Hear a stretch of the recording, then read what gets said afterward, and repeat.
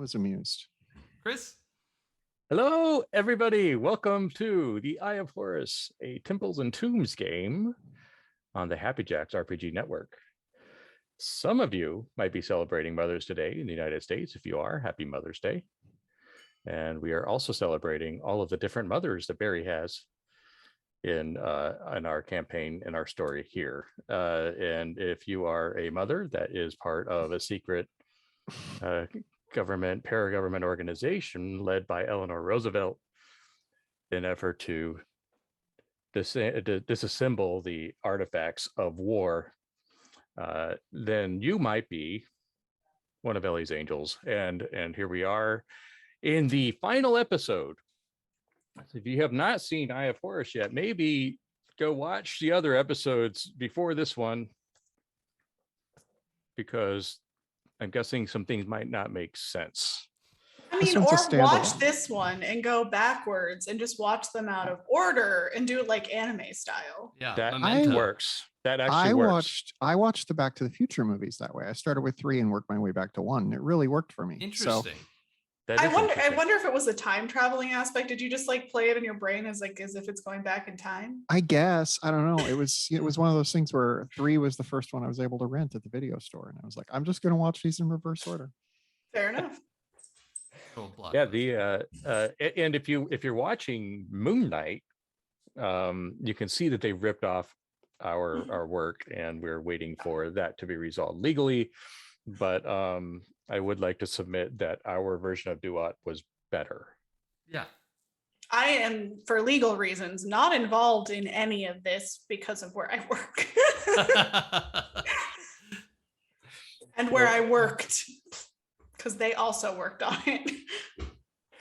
Well, I'm sure the show is fine, but it's not our show. Our show, we've left Duat, and everybody has a balanced soul, and have returned now to Colonel Warden, who is apparently rampaging across Libya with an undead army, has taken the Eye of Horus and has put it in his head somehow. Half his head is lapis lazuli. It's really weird. And he's commanding this army, and we sort of ended there with one exception. Apparently, our intrepid reporter had made friends with the goddess Isis, or in our native tongue, as that, and has somehow conjured her to the battlefield, and she has landed on a bunch of undead warriors and Italian soldiers in the form of a giant serpent. In the first hour of this session, just be me on a date with Isis. Let's just do that, and then we'll come back to this battle. Yeah, I mean, you're definitely getting a date, it seems like. I think that's the spinoff, with the with the 80s music and the freeze paints as you're laughing together. Yeah. It's the Isis and Libby show. Yeah, that's a Patreon exclusive. So make sure you subscribe now, and you'll be Eye of Horus After Dark. Eye of Horus Nights. Just Isis and Libby. That's all it is. There's a lot of chaos where everybody landed. Basically, you're in the middle of a large scale battle, and I don't think that anybody really got bearings beyond that. Is it set kind of like in a big sand dune kind of desert, or what is that? What you describe it as? It's partially sand dune and flat land. So this is the Libyan desert. Oh, okay. Yeah. So we're sort of not on the Sahara, edge of, but not, yeah, but we're on the edge of that, but it's not quite that. And there are some ruins kind of in the distance that you saw were firelit. And I don't think that anybody was able to check out what's going on beyond that. Nor can you really see what the battle goal is for the colonel and his undead army. I mean, they just seem to be crashing through a bunch of Mussolini soldiers.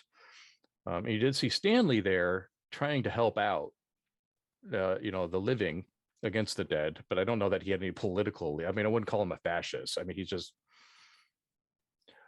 wants to get out of this job. Just trying to fight the undead. And he did mention that everything that he was protecting had been taken, and everything's gone to hell. So that's where we left off. Did I miss anything? I don't know. It was sort of a exciting last 15 minutes of our last episode. I mean, we literally went through the afterlife and got judged. Mm-hmm. Yeah. Which was wild. Judged fairly, and according to Egyptian standards, yeah. Which ancient Egyptian standards, which meant to say that you were fulfilling order in the universe. Which I guess is just being okay with your life decisions. Which, you know what? If that's what I don't hate that. I don't hate that. Finding order in yourself. Yeah. As far as, all the different afterlives go, I don't hate that idea. That concept's not bad. But yeah, other than that, we're about to fight this man somehow. Well, Isis is doing a pretty good job of that as a serpent. However, things might change. Yeah, we're gonna help. Yeah. So I mean, we'll just start in media res. Explosion of sand in the night as this army is clashing, and the Italian soldiers appear to be without command. I should probably add that. This is a regiment of some sort, but they are just trying to not die as they're being routed by this undead army. And the undead army is as you would expect, full of decayed, decrepit people, but also freshly killed people. So there's sort of a mix. And certainly when any of the soldiers get killed, they stand up and are now working for the other side. So this is happening under the moonlight of the Libyan desert. Remind me, I tried the utterance, right? Yeah. Yes, it did not work. Wow. Saw through me. Did not work. Apparently, that spell is sort of like out of date or needs an update or something. Gotta download. Can we just call me? Yeah, you need to download the firmware. You have to upgrade your subscription level. I need some utterance DLC, please. Yeah. Just like utterance, call the IT department. How do I get my update? Oh, you're still on that one? That's pyramid text. You need to update. You're still on the old email you were on. You need to subscribe under a new one. So, Chris, I wanted to try something, if that's all right. Yeah. There's a lot of chaos here and things that you don't know about happening right now, just so you know. Yeah. Sure. I have an idea as what Scarlet will do. Is our airplane here, or did we just like fall out of nowhere? Well, good question. Now, you came in on one of those afterlife boats. Yeah. Which, if you saw moon night, our boat was better. Okay, we had a better boat. Anyway, not to quote Jaws or anything, we need a better boat, not a bigger boat. And it just sort of landed in the living world, but now it's no longer a boat. It's a limestone carved big piece of stone. Statue of a boat. Right. So that's useless. Now, where is the painted lady? Because if you remembered, Scarlet failed to protect everybody from the colonel, who then took the boat, who took the what was it? It was a submarine. What was it at that time? Yeah, it was a submarine. It was a submerged orchid. Yes, but it was like a snake at that point. Right.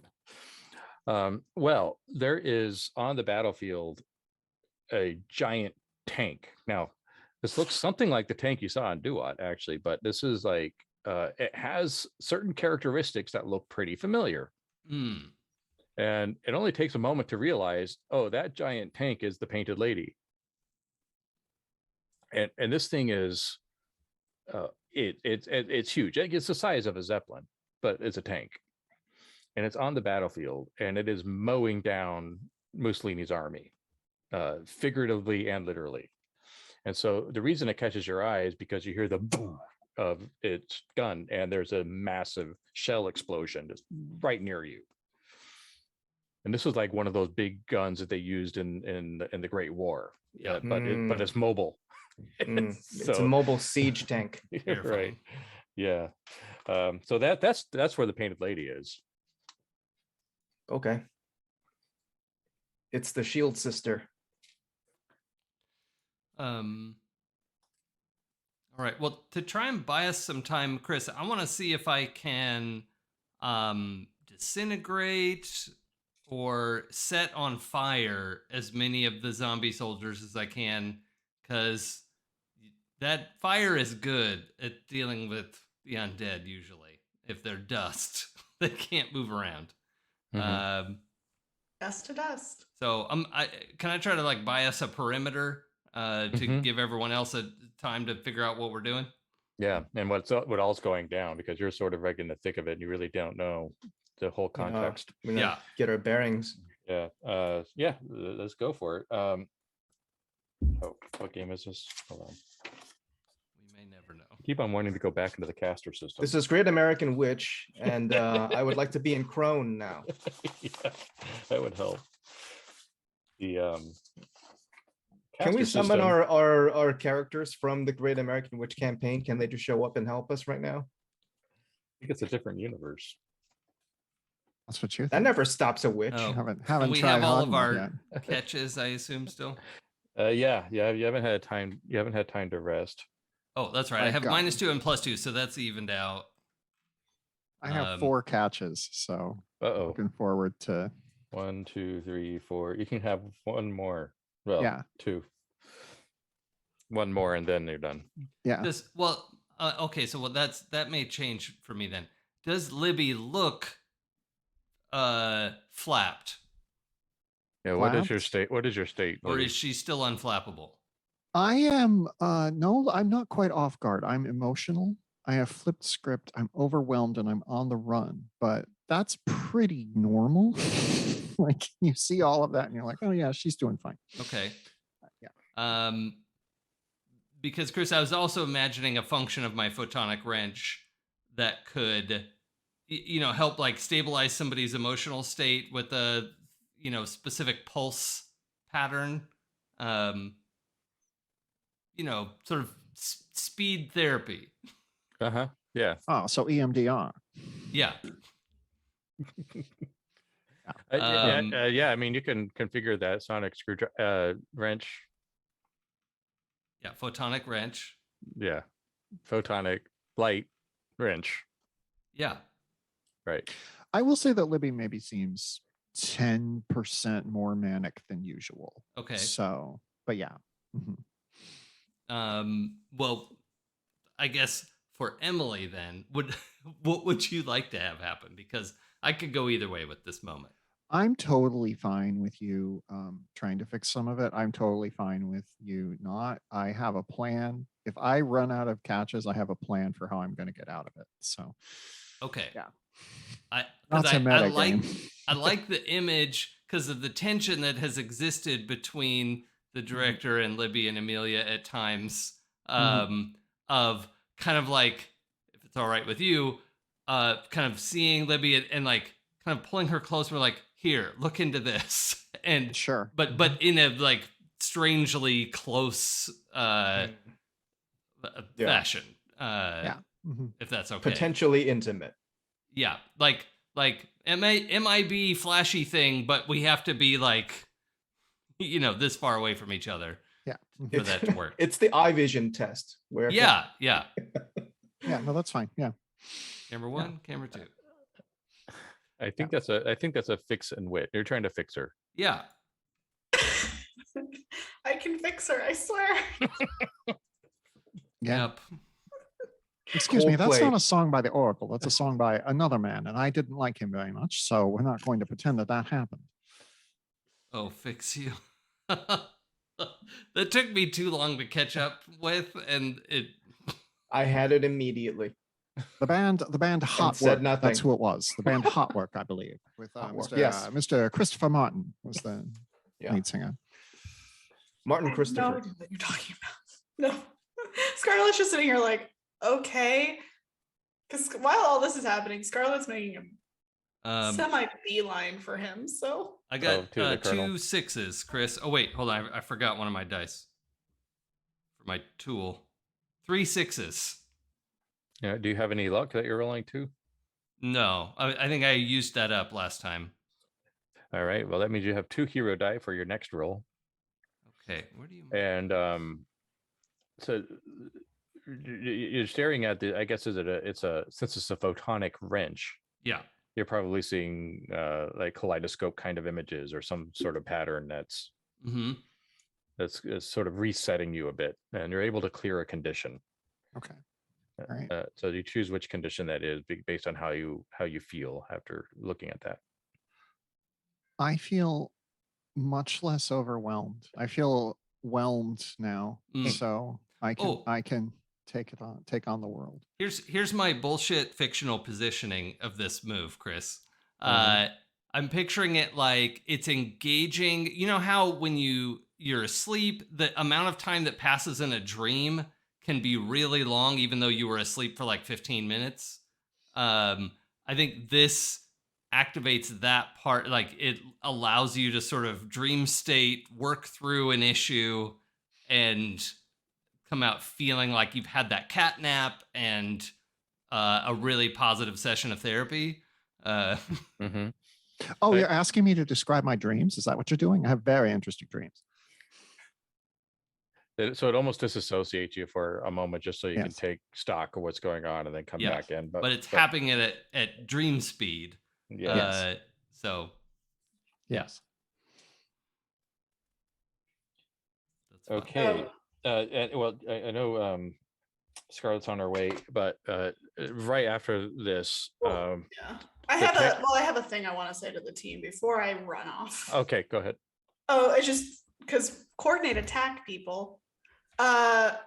Since you have the photonic wrench and Barry needs the painted lady, Scarlett wants Amelia and Barry to team up to get the painted lady, and then Libby to help take care of some of these extra folk and maybe distract the colonel for a bit while Scarlett makes a beeline to get to him. Are you asking me to use my feminine wiles? Because I will. I am telling you to be the hot. She turns to you, like, I am telling you to be the hottest woman in the earth, just like you are. Do it. Thank you, Isis, dearie. Well, the tank has unloaded another shell, and that blasts probably about 30 soldiers. And it's happening right next to you, so it's deafening. There's debris. There's shrapnel. And it's obviously a very dangerous situation now. Things are getting tense. Isis is and essentially just trying to crush the colonel with the weight of her large serpentine body, and that's also creating like almost earthquake level tremors in the ground. So she's not really listening. Dr. Ear is still just removing the wrench. So I'm like, do you see this? Is this the hottest thing you've ever seen? It's the hottest thing I've ever seen. How do you feel about it? It's a giant snake woman. And Scarlett, you're leaping over bodies that are coming back to life. You're leaping over shrapnel. You're leaping over craters that have been left in your wake on your way to get to the colonel. Yep. You realize at this point that you're kind of going in the middle of his wedge formation. And this is that you're going up against it, so you're sort of in a sea of I'm hoping undead that warriors. With my teams distracting and taking care of things, I might be able to clear some path for me to get through. All right, well, let's see how you do. Obviously, this is going to be stunt because of what you're up against. But the consequences of this are pretty high. You're completely surrounded because you're in the middle of this wedge. So you're almost going to have to do something like crowd surfing, or I don't know, something pretty dramatic to get out of the wall of corpses. And some of them have weapons that are like spears. Some of them have guns that they're using. They're I'm going to be swift as the coursing river with all the force of a great typhoon. Okay. And I'm like, she's like, I imagine her like bouncing off their heads and stuff. Like, yeah, right. She is like, I don't care. You're not living. So. Except I have -1 dice because of my catch. Catches.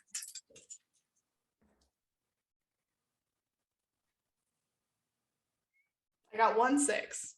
Okay. And I don't have any luck dice right now, so that's good. Yeah, that's good. Yeah, you're able to push through this crowd. I mean, the stunt goes well. In other words, you are sort of leaping off of their heads and their shoulders, and you end up rolling past the wedge, and you have a clear view of the colonel, who is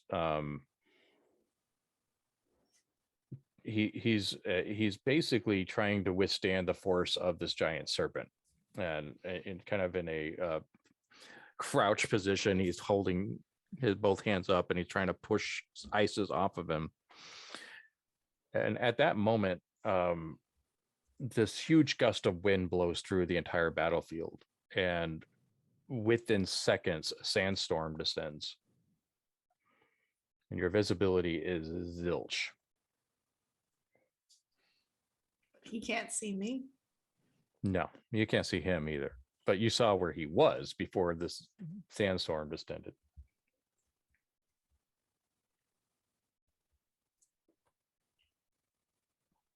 Yep. Is he stomping around though? Can I like feel vibrations? I think he was too far for that, but you do know where he was. I mean, I'm going to keep going that direction, right? But also take advantage of the fact that he can't see me. Right. Yeah, had no idea you were coming. So I'm going to keep moving, but now take advantage of the fact that I'm kind of stealthed. Mm-hmm. It hurts. It hurts everybody. I mean, this sand is like cutting through skin. Yeah, Scarlett's always fully covered. So yeah. That is one. And she just like pulls out a handkerchief and like wraps her like a thing and wraps her hair up. I'm wearing a gorgeous evening gown. I'm fine. You like those romance novels with it's blowing wind, but it's not like, a tornado of wind. Scarlett is an international super spy. She's prepared. Totally. So yeah, she keeps running forward. Barry has the talent. No matter where he is, he can never be lost. Oh. So does that mean I can't see others, but do I still intuitively know what the terrain is? Yeah. Okay. And you're oriented, so you know where those ruins were. You know where the colonel was. You know where the tank is. Great. I mean, the tank is firing, but you don't know what it's aiming at. Right. Okay.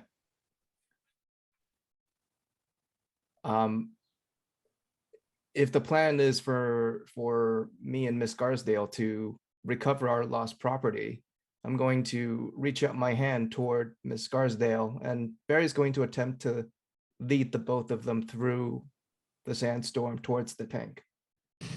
Sure. Yeah, I'm where you expect me to be, looking fabulous. The sand parts around me. Yeah. It's like, and you only have to squint your eyes for some reason. Yeah, Libby is a beacon in the sandstorm that Barry goes to. Yeah.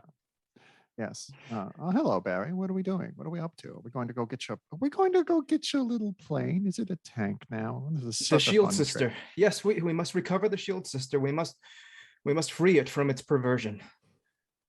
I really do think of you as my son. I hope you know that. I do. I realize that came out of nowhere, but I just felt like saying it. We might die here today, so I'm just going to say it right now. I probably won't die. Isis has taken favor to me, so I'm probably immortal now. I don't know. Does the Oracle have any wisdom for us? I could see if I could check in with her. She's, she's very fickle. She doesn't always like when I just call on her at random. She's got a life of her own, but we can see what she has to say. This might be the last time we hear from the Oracle. It might be. Hold on. Let me just do some quick Googling. You don't know what that is, but I'm going to do it. You drag us along. I'll get some wisdom from the Oracle any second here. Well, while Emily Googles, Barry would like to know what he should roll to facilitate this. Your goal is to get to the tank.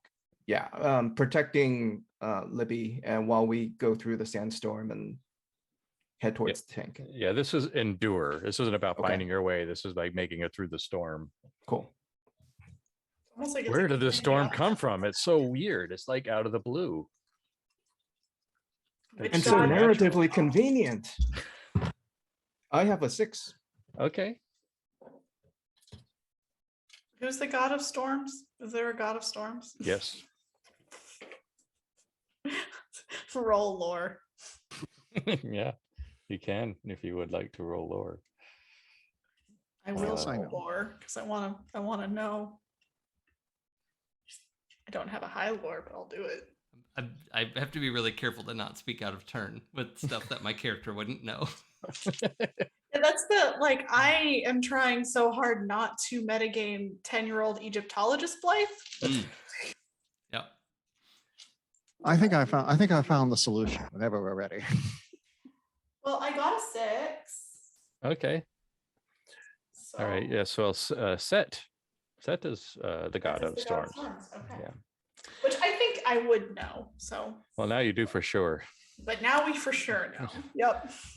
Okay. So you are braving this slicing sand, wall of sand, as you're trying to make your way to the tank, and it hurts, but you're able to do it because of Taylor Swift's inspiration. Yeah, I guess. No, I fall into a trance-like state, and I am suddenly transported to a strange house in upstate New York. There's a young man there. He has blonde hair and blue eyes. His name is Joe. I say, "Hello, Joe. How are you?" And he says, "Who are you?" And I say, "I'm Libby Scarsdale. I'm with the Bergen County Record. You're on the record right now." He says, "How did you get in my house?" And I say, "I need to speak with the Oracle." And he says, "Who's the Oracle?" And I say, "I think she's your girlfriend, but I'm not sure. Let's find out." He leads me to the other room, and there's the Oracle. And she says, "Oh, you again?" And I say, "Yes, I need some wisdom from you." And she says, "I don't understand." I say, "It's vital to preserving history. You won't be born if you don't give me this. We've talked about this before. Come on now. Let's just out with it, out with it, out with it." And she says, "What's up with you?" And I say, "I'm lost in a sandstorm." She says, "You're lost in a sandstorm. Most of the time you just have a problem with your girlfriend." I'm like, "I'm dating ISIS now. It's fine." And she says, "Oh, okay. Well, I guess if you're lost in a sandstorm." And she rolls her eyes and she says, I don't know, Joe, what do you think?" And Joe says, "Out of the woods." And she says, "I guess." And then she says, "Am I out of the woods yet? Are we out of the woods yet? Are we out of the woods yet? Are we out of the woods? Are we in the clear yet? Are we in the clear yet? Are we in the clear yet? In the clear yet? Good." And I say, "Thank you so much. I'll take this back to Barry." She says, "Who's Barry?" I say, "That's my son." She says, "You have a son? You don't look like you have a son. You don't look like you've born any children." And I say, "I know I don't look like I've born any children, but I do have a son. I adopted him." And then suddenly I'm back in the 1930s in the Libyan desert. And I say to Barry, "Are we out of the woods yet? Are we out of the woods yet? Are we out of the woods yet? Are we out of the woods? Are we in the clear yet? Are we in the clear yet? Are we in the clear yet? Are we in the clear yet?" Good. And you can see through the sand the path forward, and you can see me, and you can see all of our friends, and you can see everyone. And there it is, the snail. I don't remember what we're calling it now, but it's a tank. And there you can see it, and you step forward, and you were able to see it. And then I guess you do something, because I just talked to the Oracle, and I can't take your action now. I took her action. Yay! All right. That's a series wrap for the Oracle. Thank you very much. Yeah, it's almost like there's an eye of the storm this happens to be centered around where you need to be. And you kind of leave the wall of sand and you can see the tank, which the tank can see you and has shifted its barrel directly to you. Now you have some distance to close, but there's a good chance that shell will hit if it's fired because you're in its way.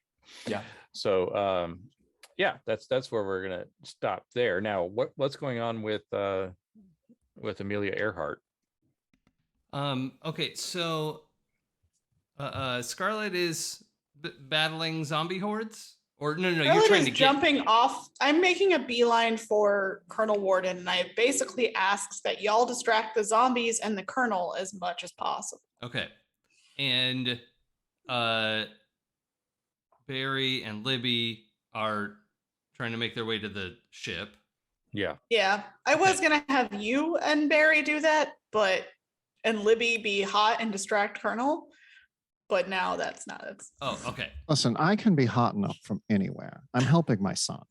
Well then, what I'm gonna do is race along behind Libby and Barry and try to provide support by creating kind of using my wrench to create a portable baton of light that is probably hot and could be used to cut through zombies. Like a scimitar or but no, it's more like a baton, like a saber of burning light. A lightsaber, if you will. I don't think that's accurate. That Now that's a stupid name. A laser sword. Laser sword. Yeah. A plasma polearm. Yeah, kind of yeah, a light scimitar. Yeah. Okay. So anyway, I'm trying to run crowd control for these two who are just trying to provide cover for them. Okay, so you are really confronting the massive of undead soldiers that are in this wedge, because essentially the tank is the point of the wedge. Yeah. So there are it's interesting, especially the recently deceased Mussolini soldiers that had guns have the guns, but they're not using them. They are using them as if they're swords or clubs or something. Yeah. It doesn't look like there's a whole lot of like they didn't Like sentience their, isn't. Yeah, right.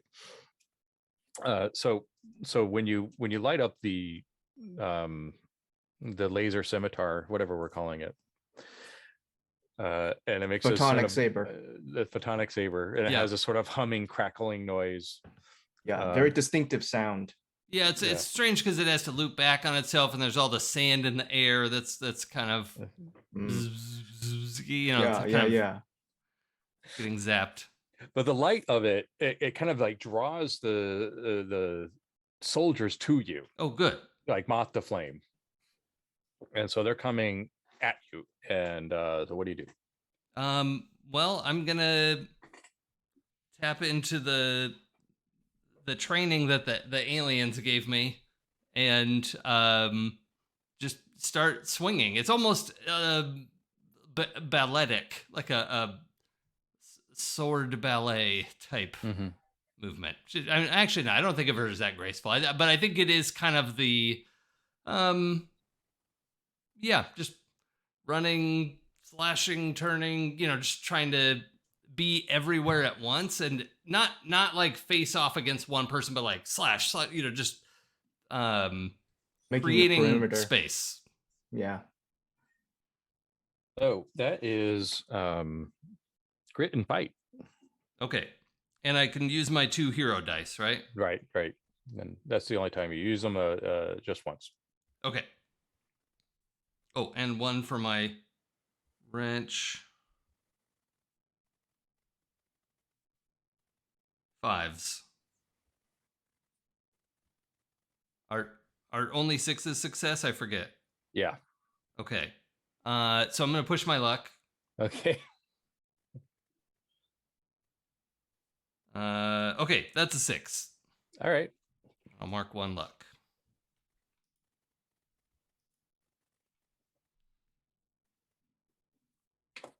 All right, so like you cut them in half as they approach, and then so the others are sort of stunned and stop, and now you're being encircled, but they have definitely moved away from Barry and from Libby, who have kind of left the sandstorm as far as you can tell, and they can't really see beyond that. But yeah, your goal is accomplished, but now you're sort of in a situation.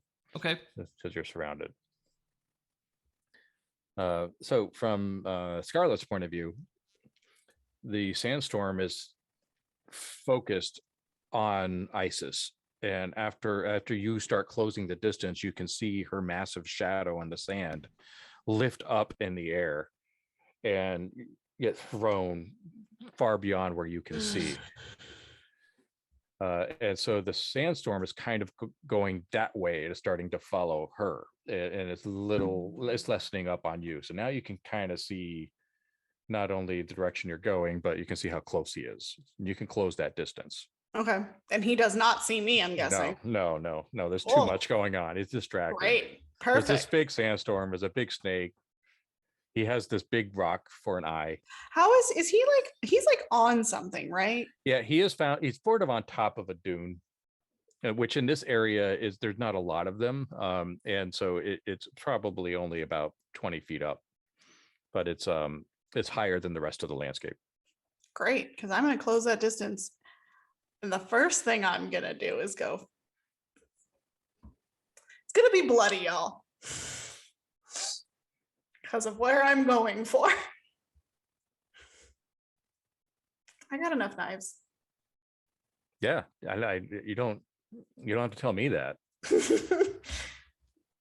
So yeah, I mean, I'm going for the eye. Okay, the eye in particular, right? The hope is that I can get up behind him and potentially cut this out of his face. Okay. Which is really brutal, but I'm afraid this is just a straight fight roll. To go up behind him? I did just up my fight, actually. I have 7 dice for fight now. Yeah. But -1 because of catch, so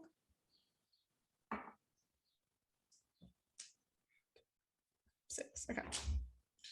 This is why I upped the fight. I knew this was gonna happen. Okay, 1-6. Okay. All right. So your goal was to dig the eye out of his head. Yep. Okay. So you come up behind him and the knife goes into him, and you know that you hit it secure, and there's definitely an obstruction in there. So you just use leverage to pop it out.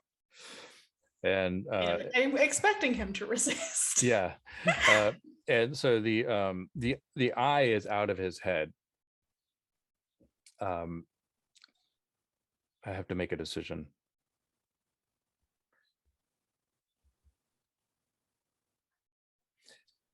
He topples over and seems like he's inert for a moment, just a moment. But then you see his hands clench in the sand.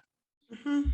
And reaching for the what is now a lapis lazuli stone. Yeah. And it looks like in the next moment he's going to grab it, but he is closer to it than you are. He's dropped to the ground. Well, I should be holding it. You popped it out. I can't. No, I think it's going to be too much for you to have grabbed it and also popped it out from behind. However, you can prove me wrong. Let's go ahead and just do a quick roll on that and see. What, a quick roll? Just yeah, quick and stunt. No stunt. Okay. Quick and stunt. I had to ask. Yeah, it's worth asking because I can see where you're going with this. Hold on, let me re-roll one of those. Oh, you're. A 1 popped out, but I had 3 6s regardless of that one. So Okay, all right. So, so yes, then you did catch it, which was quite a stunt because you were doing it from behind. You popped it out, you grabbed it, and I guess you're offhand. And he is moving in the sand and looks like he's trying to get up. Like this should have killed him, but it did not. There's also what else do I want to add to that? No, let's just leave it there. That's what's happening. He's still alive. And do I have a hero dice? Recovered. You got 2 hero die from that, right? Because you had 3 successes. Yep. Yeah. Cool. Important to know. A big pillar of blue light erupts from the center of the ruins beyond, just up in the sky. Like this thing must be a football field wide in diameter. You can all see it, whether you're in a storm or not.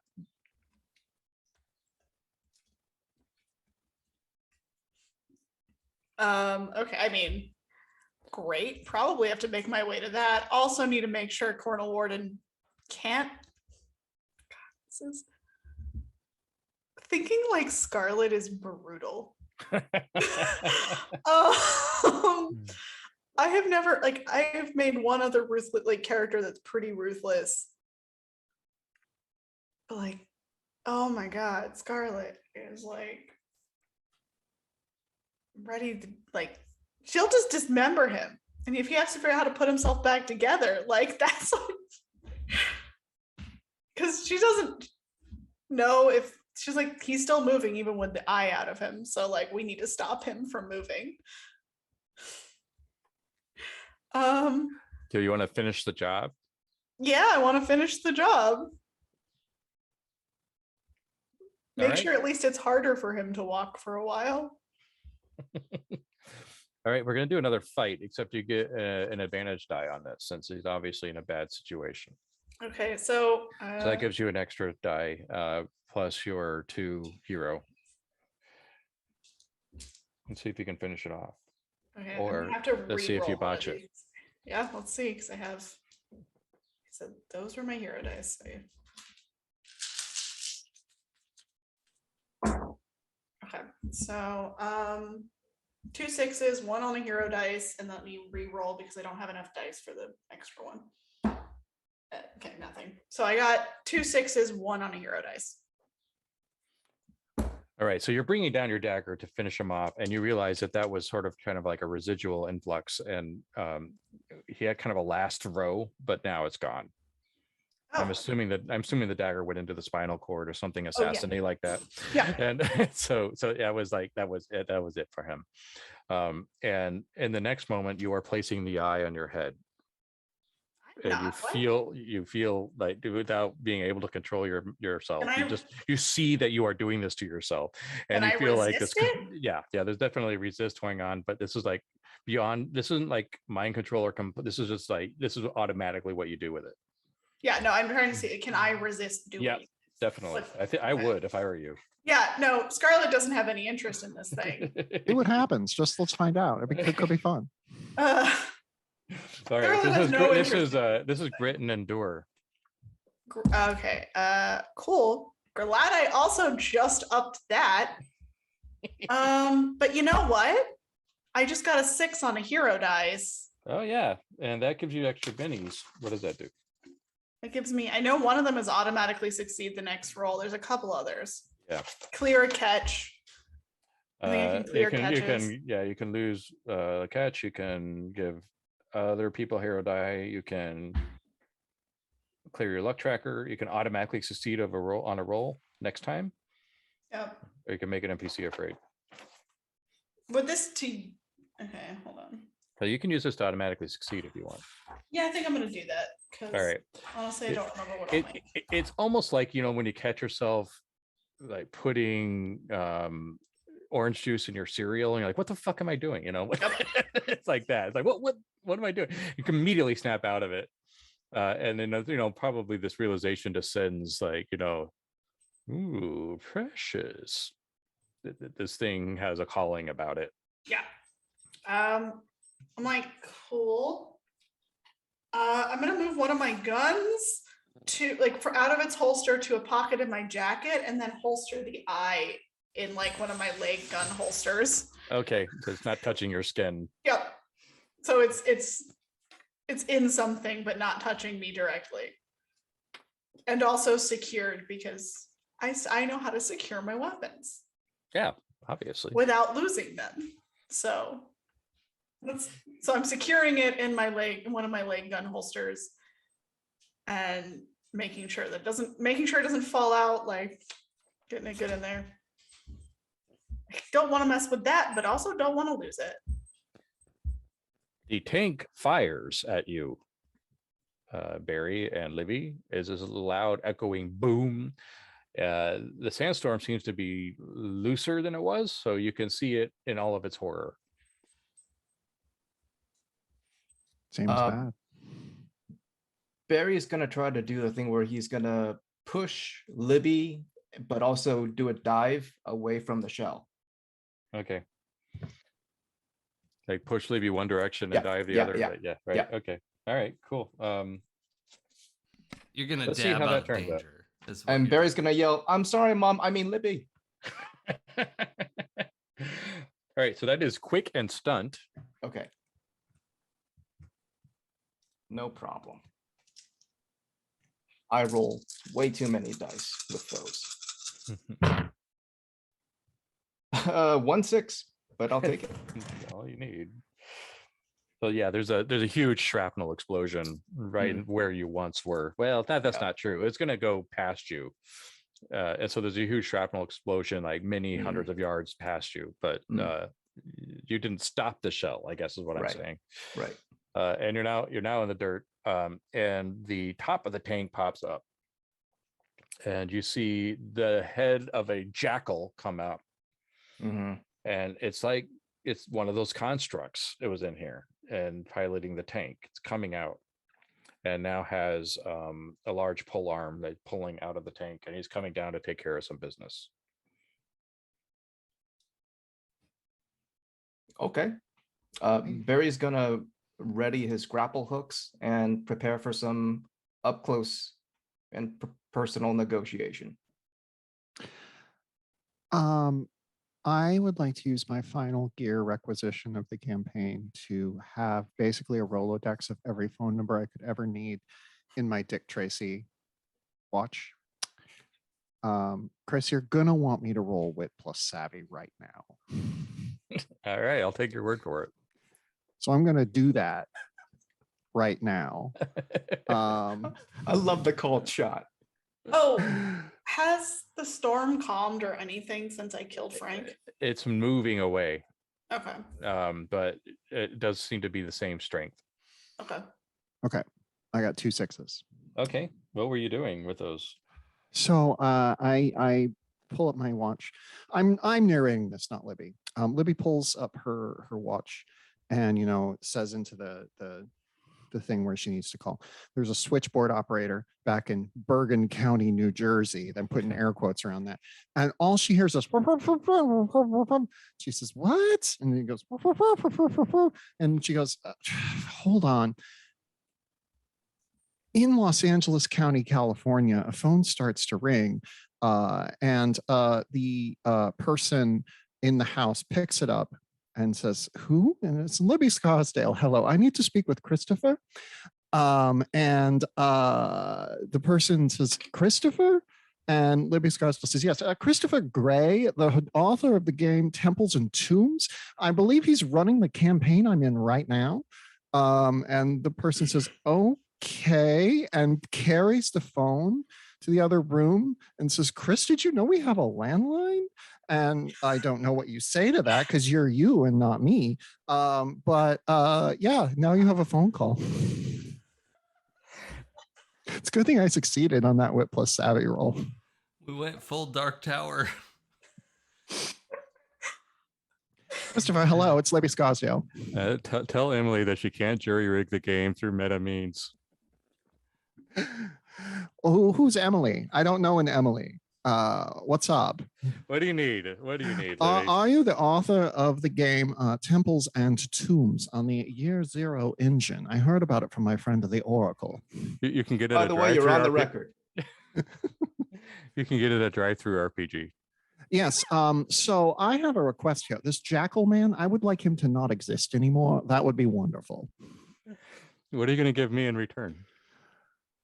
Well, you seem very intent on having someone get this Eye of Horus stuck inside of them. I think I can resist it so I can be immortal like my girlfriend Isis. So I'll do it for you if you'd like. It sounds like it'd make a really great story. Okay, so if Livy, if you take the Eye of Horus, yes, and bend to its will, then I can get rid of this. Then I need to get rid of this construct. Yes, I want you to know that the Eye of Horus will bend to my will. But yes, we can get rid of the construct. Scarlet's not near you. Well, no, I know, but here's the thing. I think I can get there in time to get the Eye of Horus into me because I have the GM on my side now. He'd like to see this happen. You want this to happen with one success? Yeah. We've put a devil's bargain on the table. Good luck. I don't know. Good luck getting it from Scarlet.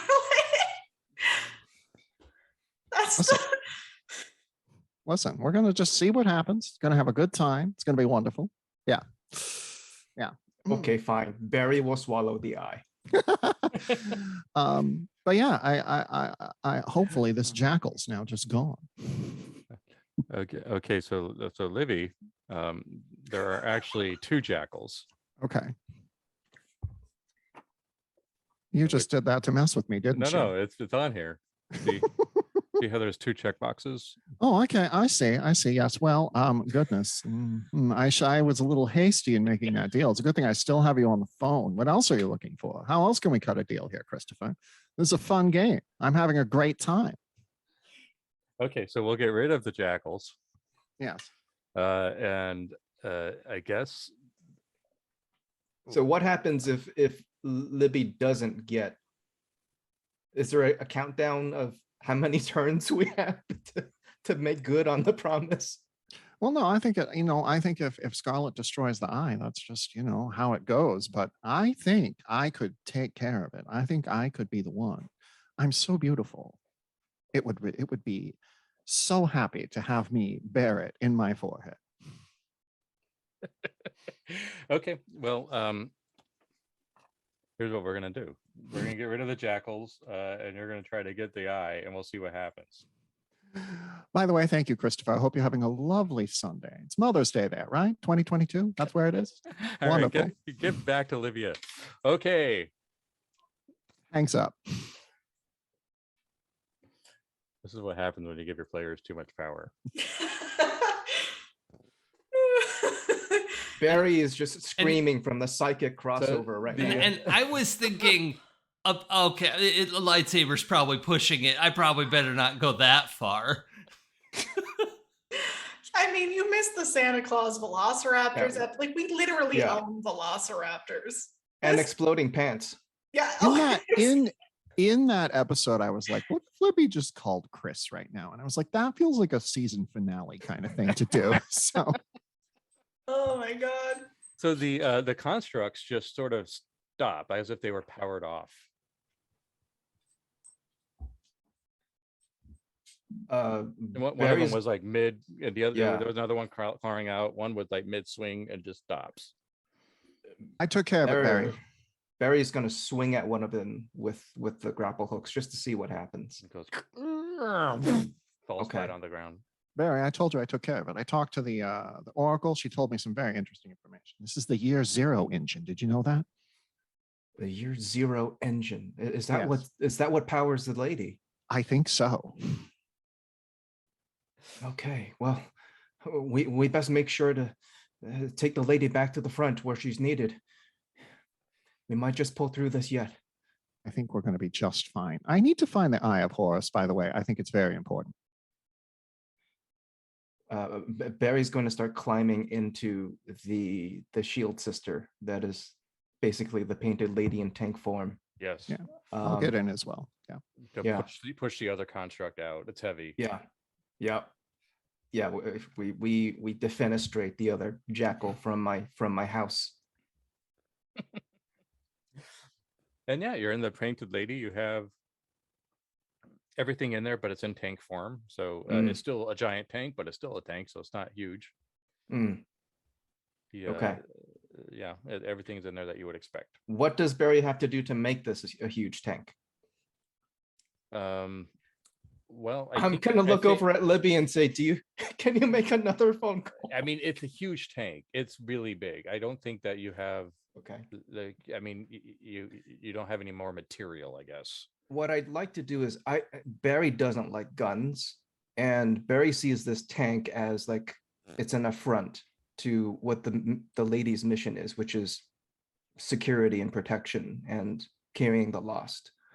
So I would like to see if I can turn this into more of like an armored APC than a tank, like something that we can just drive quickly and ram through bad guys and provide a lot of protection. So like the thing in Aliens? Kind of, but cooler. Cooler than Aliens. Cool. All right. Yeah, I mean, that doesn't take any time effort really, because you're just basically removing the gun and adding armor. Maybe making instead of like kind of cow catcher things in the front and like it's just gonna take a bit of time. Okay. Okay, yeah. So and what's the goal? Where do you want to take the vehicle when you have? I want to drive this to Emily and to where the director is.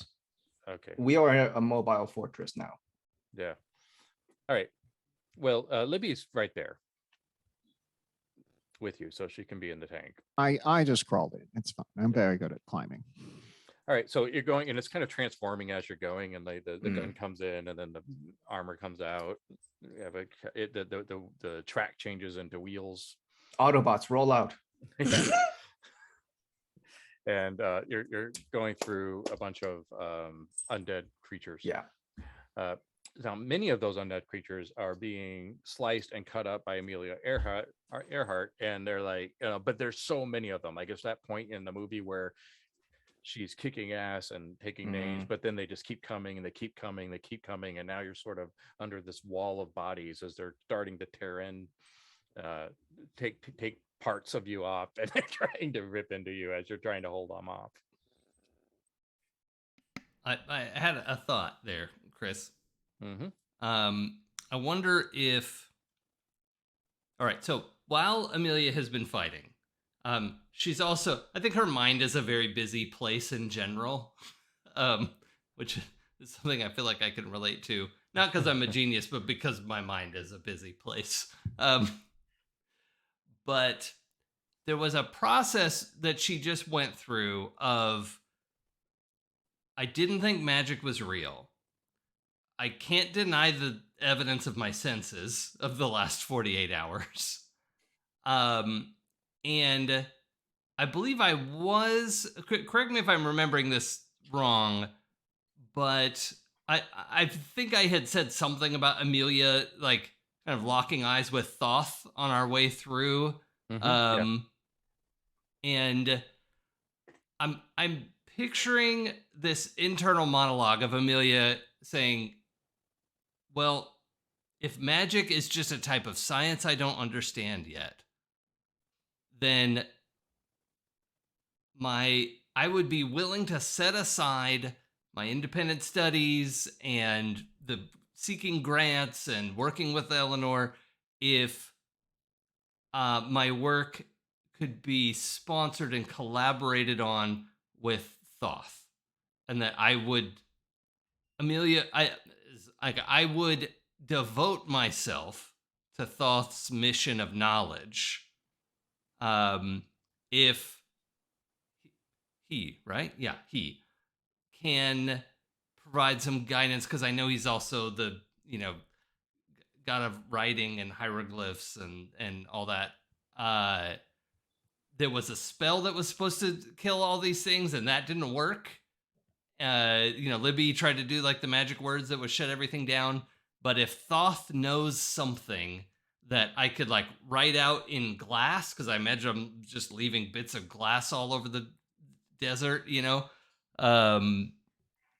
if there's something that he could pass along to me, I am willing to pursue his goals of knowledge and science and learning to whatever extent he would have me, and return the eye to their I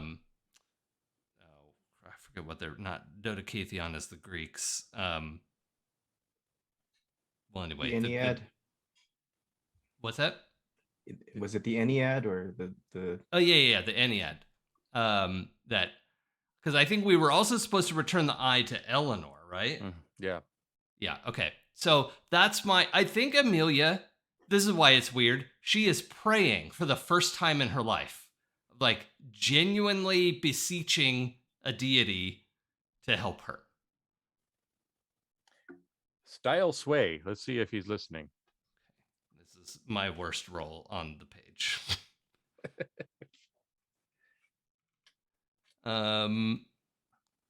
Would my ambition of uncovering lost knowledge? Okay. Definitely. Yeah. So what does that do? That adds a hero die? I forget my own rules, so I'm gonna have to look it up. I'm gonna wheedle for every die I can get, because right now I have 2 dice. Oh, I have a luck die. I have my luck die. I might have misspoke earlier. When I said driving towards Emily, what I meant was Amelia. Oh, I see. I'm just catching that I said that, so I just want to make sure. Yeah. You can get 1 automatic success per session with your ambition. Okay. So should I roll this if I want to use that? If you want to use that, you don't have to roll. You get Okay. an automatic success, unless you want to roll to see if you get additional successes. Yeah, and I'm curious to see what my luck die does. Yeah. But I could still have that automatic success even if the roll you'll goes succeed wonky. even if the luck die goes 1, you'll still have the success. Okay, because I feel like fate should still have a hand in this. So, I don't think my photonic wrench applies to my prayer. No. So I don't see any other way. I've used up all my hero dice. Okay, I'm rolling 3 dice. You don't think photonic wrenches apply to prayer? You're not an Episcopalian. I'm screenshotting this. Uh-oh. A regular die and my luck die came up 6. It really wants you to have it. So that's 3 successes. Yeah, and I am more than happy to burn my ambition success on this because I mean this is the first time Amelia isn't just like golly I hope this works. It's like she's had a like formative experience and so she just went through the afterlife. Yeah, which she didn't believe in, like thoroughly did not believe in. As the zombies are sort of taking over now and ripping into Amelia, she just kind of blinks and is now sitting in a love seat in an office. I have a picture like a 1930s style office skyscraper looking over New York with Venetian blinds. Yeah, kind of like a Mad Men kind of. Yeah. And there's a man with this like really profound hooked nose in a suit and tie, smoking a cigarette, kind of looking out through the Venetian blinds. And he turns around and said, "I just saved your life." Ah, okay. You look different from when I saw you a moment ago. Yes, and your soul eternal. Really? So you must really want an answer. And then he just sort of puts his cigarette out. What I want is all of the answers. But I'm willing. He breaks out a ledger as you're talking and opens it. But I'm willing to work for them. And I want to learn anything you're willing to teach. Because the world doesn't work the way I thought it did. And I want to know how it works. There'll be time for that. The whole Ennead is watching with curiosity about how humanity will handle this situation. Set is on his way. And now you seek divine intervention. Or guidance, at least. I understand if you can't get involved directly, I'm sure it's complicated. But the incantation you seek is about Set on Earth. He cannot be allowed to arrive.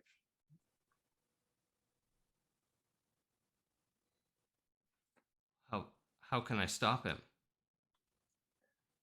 Well, this has nothing to do with the Eye of Horus. The Eye of Horus belongs to the avatar of Set. I see. Set can be stopped when there's nothing of value for him to conquer. If there's no war, there's no Set. So I just have to end the war? You need the magic of peace, my friend. Oh. I'll let you get to it. I'll be watching. And when you wake up, all of the zombies that were mauling you are just in pieces as if they got hit by a bomb.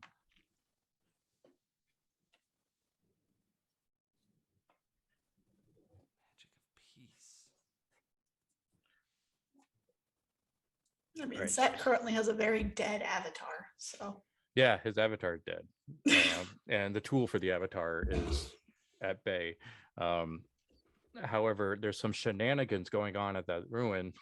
That's Scarlet is heading to that ruin now. Yeah. Okay. Tank arrives to pick up Amelia. Mm-hmm. Yeah. Yes, Amelia. It's not a tank anymore. It's a distractedly like hops on as it's rolling by. Grabs onto the. I don't know how we get in at this point, but Oh, Amelia, hello. I need to get the Eye of Horus for narrative reasons. Well, it seems to me like nobody should have it because that is a tool of Set. Oh, I'll be fine. Set loves me. You don't want Set to love you. Don't I though? Everyone loves me. Well, okay, that's fine, but Barry turns around, but not everyone deserves to, and then turns back to driving the tank. What a good boy. Not wrong, but Set is violence and death, and making use of his eye makes you the avatar, the ambassador of death and war. Oh, that would be Osiris. I think I can withstand all that. Let's find out. Why? Scarlet is making her way towards the ruins. Yeah. And so like behind you hear the rumbling of this armored vehicle, which quickly arrives at you. Oh, okay. Scarlet was less running, more riding, unless you want to run. Scarlet is kind of in a I'm trying to figure out what Scarlet's plan here is, because I remember we're talking about the ambition stuff, and I remembered I changed her ambition. Oh. Because it was like to exceed, like, to be the very best that no one ever was. And now it's more of a like, I must do everything to protect my team from certain danger and harm. And do a better job at being a leader. So I'm trying to decide if she'll jump on or if she's going to just keep going and tell them to handle the armies, because there's a lot of army to handle. Mm-hmm. So I think that's what she's going to do. She's going to jump up. I don't know how, is it doors? What's this vehicle? It's whatever you need. Vehicle of requirement. Scarlet is going to open something briefly and go, take care of the army. I'm going to make my way to the ruin. And shut the door and then hop off and keep running. I'm going to run with Scarlet. But yeah, I was about to tell you, could tell through the presence of it. That you're not getting the Eye of Horus without fighting Scarlet. Oh.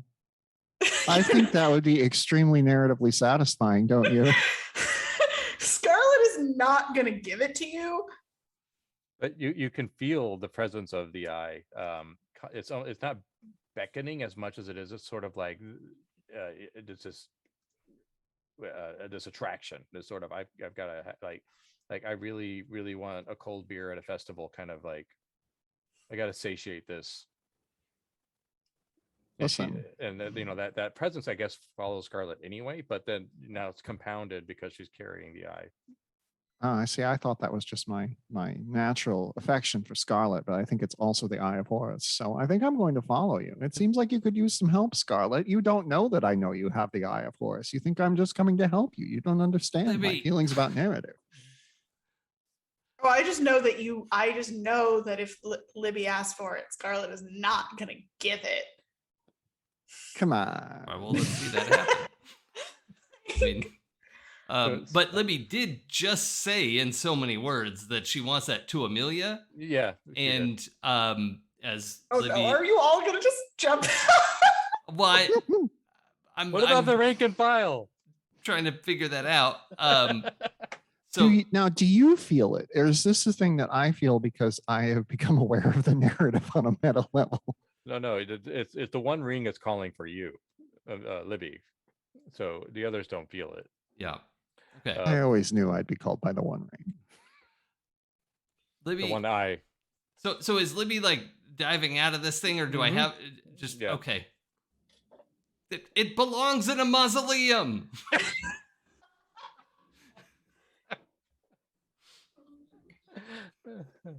Ooh. Good times. Good times. So, Chris, sort of on a meta level, would we know? Like, this thing it can't be destroyed, right? There's no like Mount Doom to throw it into. Right. No. It just should maybe like, according to my new understanding, it should be like locked away somewhere, or it should be out of hands, out of human hands. Yep. Okay. Which is what Eleanor wants too. I mean, that's not a conflicting agenda or mission. Okay. But I'd rather it go somewhere where no one knows where it is, and then bury it under a mountain and then an ocean. That's what will happen is it will get buried and like 3 people will know where it is. Isn't it going to be stuck in a box and put in a warehouse somewhere, and that'll be the last shot of the campaign? That sounds interesting. No, not the warehouse. Bergen County Record. What? A filing cabinet. I go land. Nobody goes there. All right. Well, if Libby goes bolting out after Scarlet, is that what just happened? Yes, that's exactly what just happened. All right. Scarlet is like, I am literally in charge. So when it's just me and Barry in the tank still, I'm gonna turn to him. Barry, I received a message from Thoth. And is everyone on our team in communication with some higher deity? And I'm the only one that isn't. Well, I mean, I'm sure he would want to hear from you if you reached out. I mean, I could tell you all about it later, but I mean, he's a deity of science and knowledge and learning, and you know my passions. Nobody should have that eye. And if somebody does, it's Set's invitation to just bring endless war to our plane of existence. Just to punctuate that while Barry's thinking about it, at this moment, the sandstorm has taken up the form of a giant dog. And in its jowls just rips Isis in two as the sand creature. Isis No. falls to the desert ground, and there's a bunch of purplish, greenish aura energy coming up all around that area. And this is a giant kind of scale, so you can see it from all the way where everyone is, sort of on the way to where the ruins are.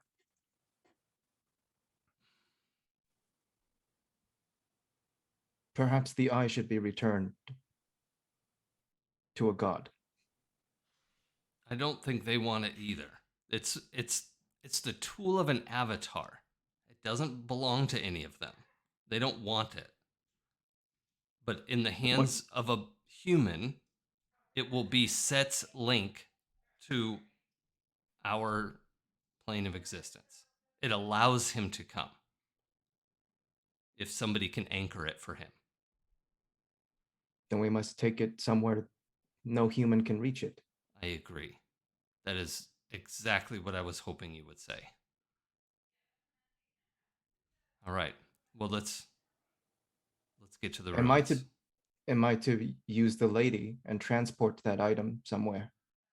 If it comes to it, yes. I think the director knows that it needs to be disposed of, but I think Libby has been affected by it.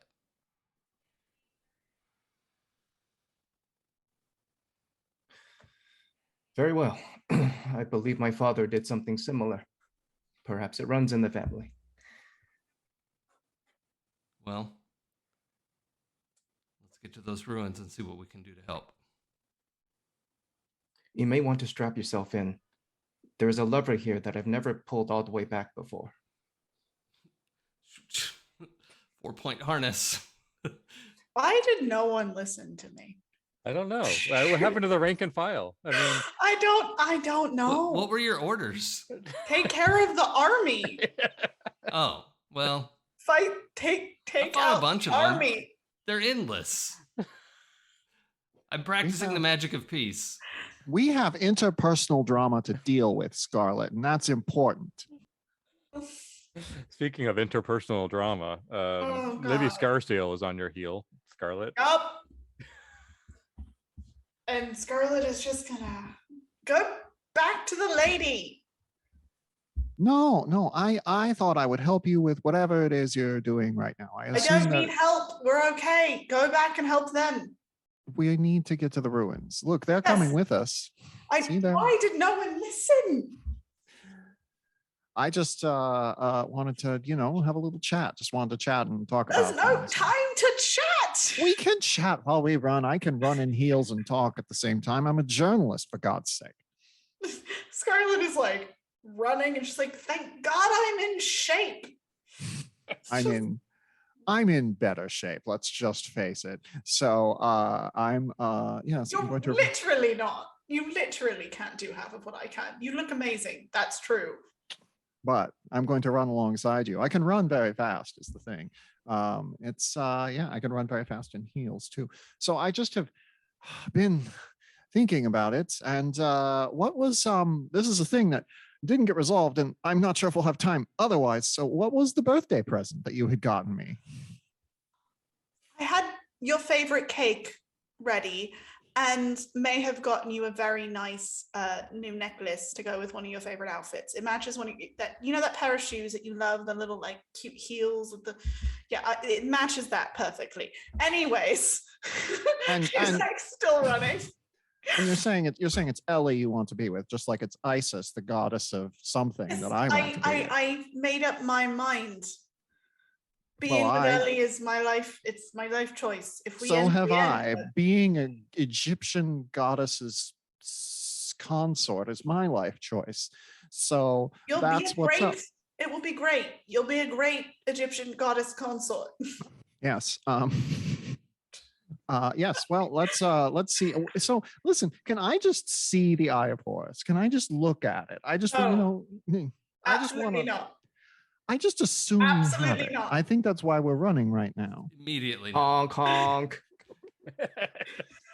They disobeyed you and are now like tailgating you as you're running towards. Scarlet is going to jump on top of it and just. You've already disobeyed, so Scarlet is going to use the fact that it is faster than her running. And she is going to go in like, you disobeyed a direct order. I'm sorry, Mom. I mean, ma'am. Thoth countermanded my orders. What? Do you want to come in here and talk to us for a second?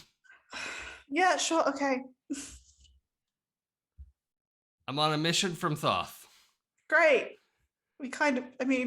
Is it to end this? Because I feel like that's the mission. The only way to end this is not through fighting, but the magic of peace, which I'm still figuring out what that means. But it sounds like we need to end the war. I think the magic of peace is kissing. We have to put this eye somewhere where no one can ever get it. Yes. It can't be in the hands of an avatar or any human because that is Set's link to get here. I know. Okay. So, but disposing of it with violence is only going to empower its existence. I am not going to. You can't destroy it. I know that. I'm going to figure out what's happening at the ruin though, because it's clearly connected to all of this. Okay. Well, also, it seems like Libby would really like to have that from you. It's what she said before she left earlier. Oh, no one is getting this eye. Absolutely. That doesn't sound like me at all. I mean, that's what you said when you jumped out of the door. I just want to look at it. I've already resisted it. None of you are touching this thing. I don't want to. Shots. Why are you always fighting? I don't like it when you fight. No one can have this eye. Like I said, I already resisted it taking out of his head and it is safe, and we are not touching it. And if I anyone is dealing think- with it, it will continue to be me. I think there is only one way to defeat the Eye of Horus, and that's for someone to take the Eye of Horus and put it in their forehead and resist it. And that person is me, because I have a direct link with the Oracle who tells me what to do. And the very first time she gave me a message, which was the time we met Santa Claus, she said, "This is a state of grace. This is the worthwhile fight. Love is a ruthless game unless you play it good and right. These are the hands of fate. You're my Achilles heel. This is the golden age of something good and right and real." And I just checked that. So I think that what we need to do is I need to put the Eye of Horus in, because I inspire love everywhere I go. And love is the way we defeat war. Love is peace. Your girlfriend just got destroyed. I'll put her back together. It'll be fine. She's immortal. Next stop, the ruins. Great. Thank you, Barry. I agree with you, Amelia. Libby, that object is violence incarnate. It is Set's path to be here. If an avatar or if a person makes use of it and uses it, it opens the way. You become an avatar to Set. I think I can withstand it. And I think it will the end be of the world. fine. I think it will be fine. Does it seem like I'm the kind of person who would bring about the end of the world? Is it worth No. the risk? Yes. Here's the thing. What are you going to do with it? Where are you going to put it where no one will ever find it? Humans are I know dumb. exactly Humans, where. Where? I know. Where my father went. Barry, I'm not letting you do that. I've made You a don't deal have with to. I've made a deal with a very powerful god. Okay, I need to get this Eye of Horus, and I need to use it now. I'm not. No, what? No, that's even worse. It's not this sloth. I It's don't an want to even have to more kill powerful- you too. It's an even more powerful god than Thoth. It's Christopher Gray, author of the game Temples and Tombs, made with the Year Zero engine. Libby, you're not That making doesn't any sense. even make sense. It makes perfect sense. It's the engine that powers the lady. Oh, That Year Zero technology. I don't know what this means. You're not getting the eye. None of us are using the eye. I will have to kill you if you put it in your head. Oh, look. And the I'm not ruins. about that. Well, as you're arriving to the ruins and you're still arguing, unless we want to adjudicate this through dice, which we could, as you're trying to sway Libby from this nonsense. And Libby is trying to sway you to her side. I mean, Scarlet is not going to be on her side. Yeah. This completely goes against Scarlet's literal ambition. But there were 3 people trying to change Libby's mind. So do you want to try to roll to see if that works? Do you want me to roll that, or I do have a 2 sway? Yeah, I think it's kind of a group roll. So one of you rolls for everybody. Okay. But since everybody was involved in in it, you can get an extra die. Only one extra die for. Yeah. So that puts me at 5 dice because I still have -1 dice from a catch. So. What, Emily? What was that? I just rolled sway and I did very well. I had 11 d6, so. I'm going to push my luck.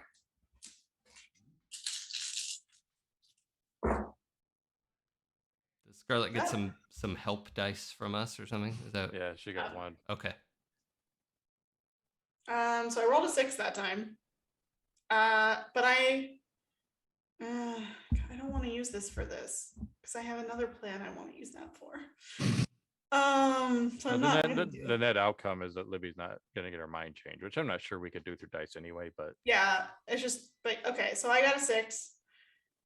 I got 3 6s, 1 on a hero die. So, I don't think I'm going to persuade anyone, but I think it is like I am very charismatic in this moment. And you're like, well, maybe, but it doesn't actually like tip over. But the bigger outcome is that Libby is not at all taking your view on this. No. And Scarlet is okay with that, but Scarlet is not going to give you the eye. So speaking of the ruins, the sandstorm is gone. And the ruins are eerily quiet. Yep. Okay. Guess it's time for us to scope these out. Can we turn the lady into something a little more ruin exploration friendly? I can try. Or we could just go on foot. That's fine too. The lady tends to be difficult to navigate in tight spaces, no matter what form she takes. That's fair. There must be some obligation to the conservation of mass. Something. Yes, there's some quirk of the year zero engine. Sure. All right. I guess we go on foot to find out what's in there. All right. Yeah, it's In the eerily ruin. quiet. You can tell that the Mussolini soldiers are still getting slaughtered by the undead quarter mile back. Under the full moon, though, you can see clearly that there are people inside the deep ends of the ruins. Now, this is now that you're close, you can see that this is the Leptis Magna, which is an old.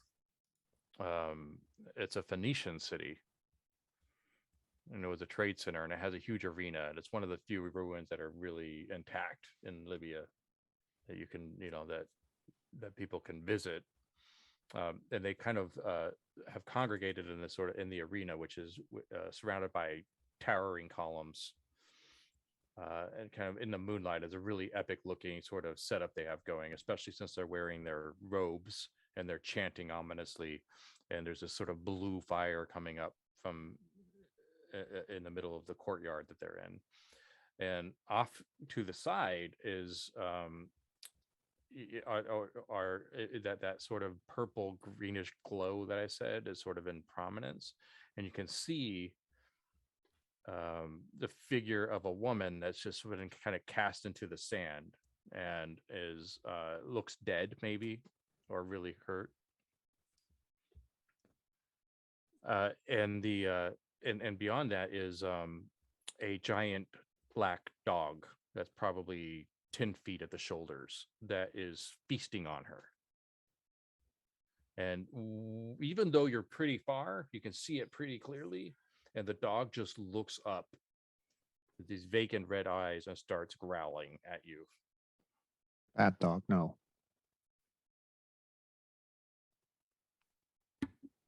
Are we on foot at this point? Yeah. Yeah. I would. How far away is it? Would you say roughly? A couple 100 yards. Okay. Then, to the best of my ability. And this ritual's happening off to the side of that, so you're sort of a bit away from both of it. I just want to disrupt. This is like a dog-shaped demon thing, right? Not just a very big good boy. No, definitely not no. Okay. And it doesn't look like any kind of dog you've seen. Like it looks like if it like sort of a mix between a jackal and a hyena. Yeah. Okay. Really so a horrible demon monster. Yeah.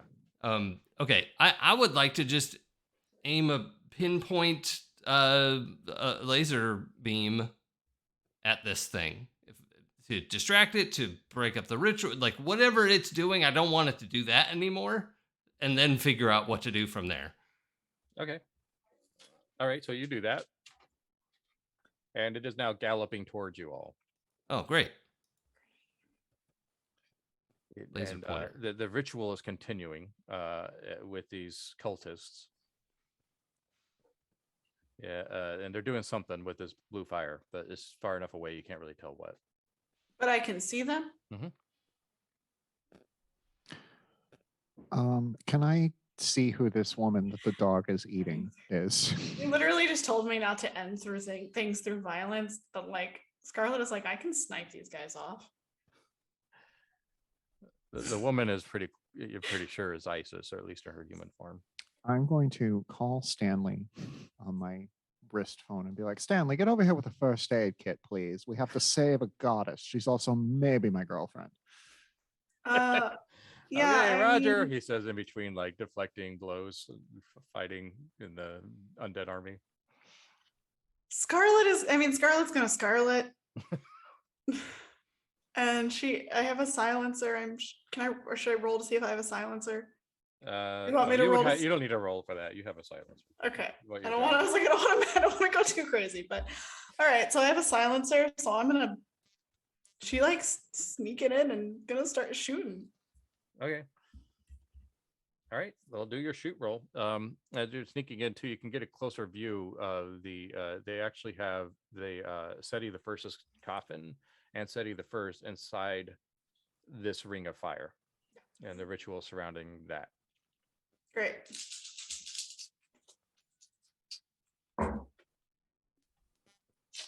One success. Okay.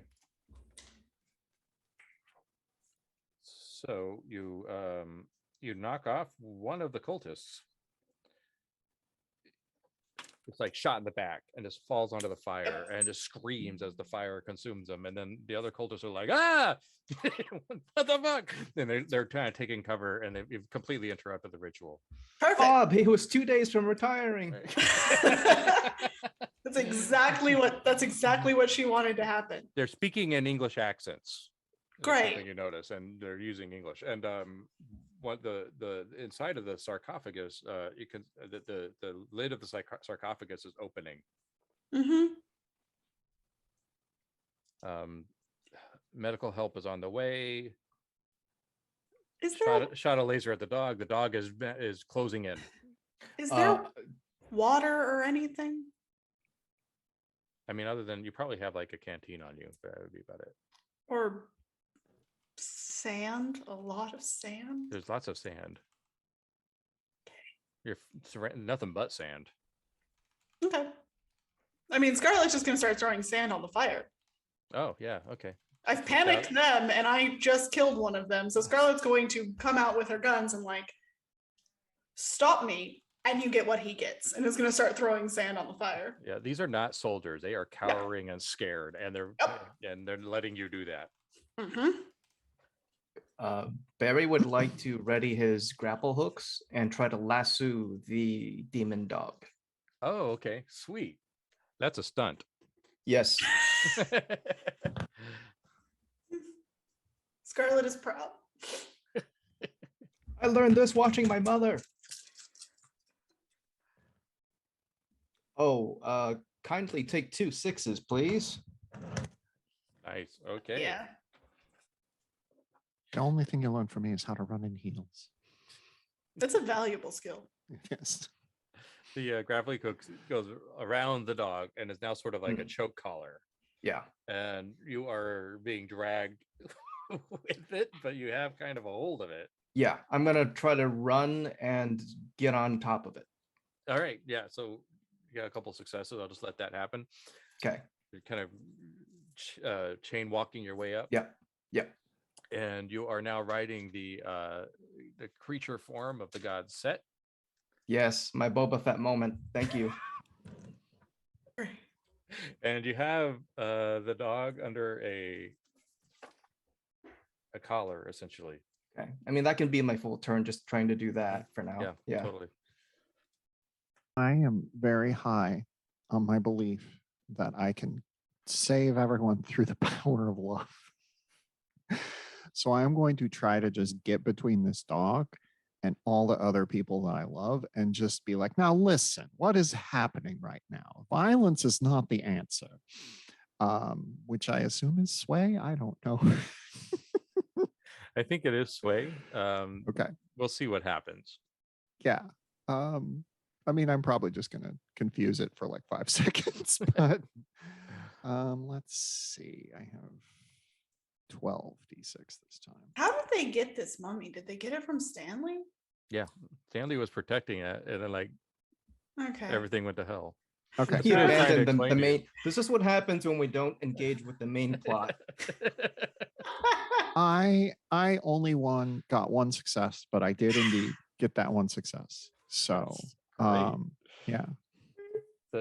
Sorry, Emily. The dog stops and just sort of crouches down, and now this giant muzzle is coming up next to you. So this is huge. It's probably like 2-foot diameter muzzle. And well, that's good. I can scratch it under the chin. Who's a good dog? Who's a good doggy? Hello. Who's a good dog? You were chewing apart my new girlfriend, but that's okay. I love you. I love you. It sniffs you, and like the inhale just draws all of this wind from behind and sand. And then sits up on its hind legs and looks down at you, and it looks like it's trying to consider you and what to do, but you have paused it for just a moment. Paused it? Yeah. And this is with Barry on its back, right? Yeah, right. Great. And we're real great. I think I might have missed it. How many did Scarlet take out when she opened fire? I only killed one, but they're all terrified of me now. Oh, yeah, okay. I mean they're just cultists. They're not soldiers. Yeah. Okay. And I am putting out the fire. Strictly speaking, they're museum curators. They're like, I thought we were just LARPing. They're from the London Museum. Yep. And Scarlet has made note of that. Yeah, the Sir John Soane Museum. Yep. So Seeker wannabes. Scarlet is putting out the fire. Yeah, you put out the fire, and you've interrupted the ritual. So whatever is happening in the sarcophagus has stopped. I close it.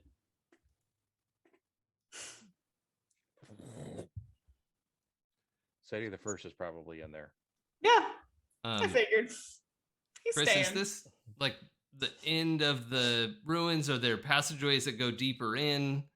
It's not a very huge ruin site. I mean, the star show of the ruin is sort of this amphitheater that they're in, but the rest are just crumbling buildings just a bit around the perimeter. But the amphitheater is magnificent. It's huge. It's multi-tiered columns and arches, and there's even a dome. Okay, well, Scarlet, what do you want to do with this thing? The mummy? No, the stone. We have to bury it where no one can get it. I know. I have an idea.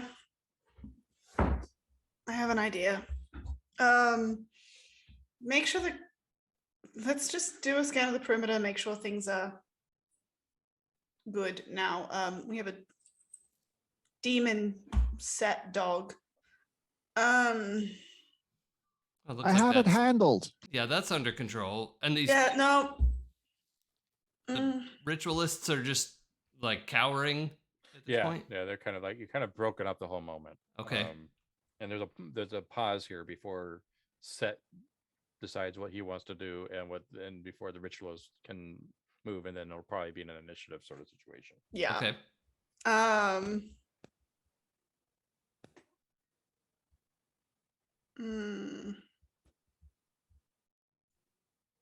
Barry is just trying to stroke behind the ears of this demon dog, and he's gonna say, "I shall name you Anton." That's right. Barry, that's right. This is good. We're going to make the dog love us, and that's going to solve everything. That's my plan too. Okay. I'm trying to think if I want to play this because I have an idea of what Scarlet is going to do. Well, why don't we do initiative? Yeah. I'm just... because everything's going to come to a head here in just a sec. How do we roll that again? That is your... How do you roll that? That is your... Isn't it quick and stunt? Quick and stunt, it is.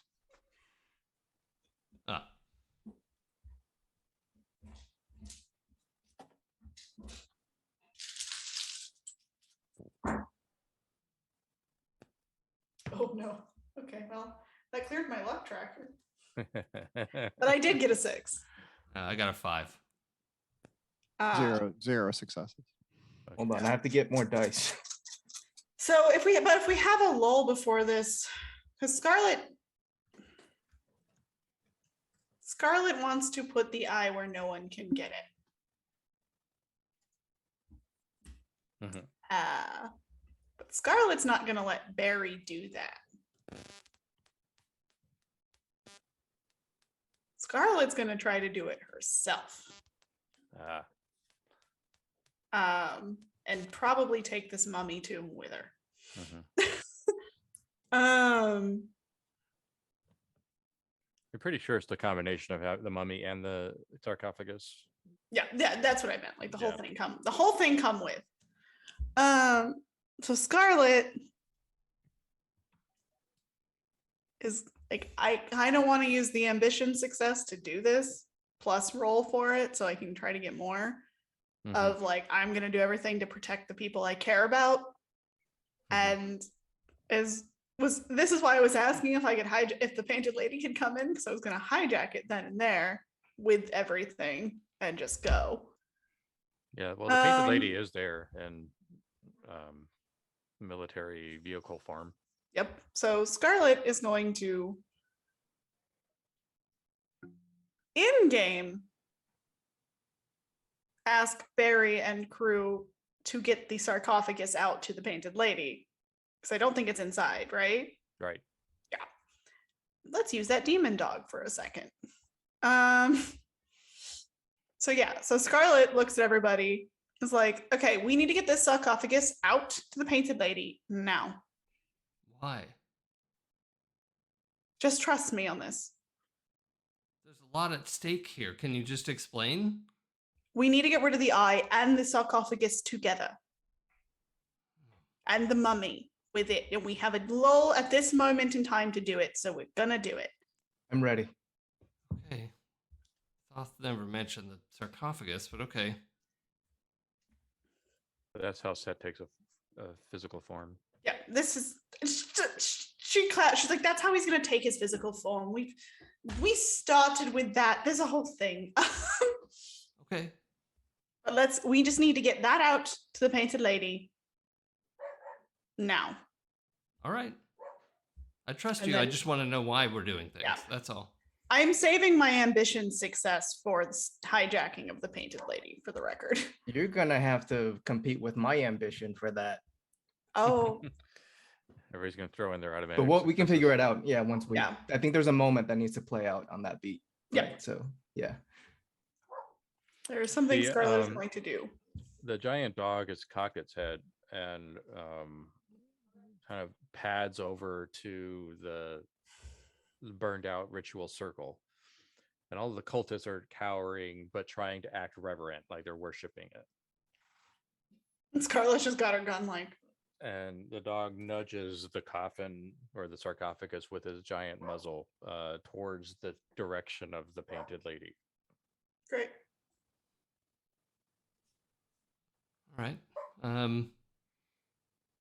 But maybe Barry, we could use your rope and grapples to have the creature tow it, to drag it up the. Are there stairs? Did we come downstairs? Or just ramps? Or... Yeah, there's always a cargo section in whatever the form the lady takes. Yeah. I mean, into the amphitheater, like we have to drag it up out of here, right? Oh yeah. So the bestial form of Set appears to be behind this idea and is helping you move the sarcophagus onto the painted lady. It's moving it with his giant nozzle. Is that? I mean, it's safe, right, with us. Chris, would that ping as any kind of red flag? It seems like a red flag to me, but I'm trying to be impartial here. Yeah. So while we're moving this, then Amelia's just saying, "Look, Scarlet, there's something has to be said about the fact that this component of Set likes the idea of what we're doing." Yep, I'm noticing that as well. So maybe we should reassess.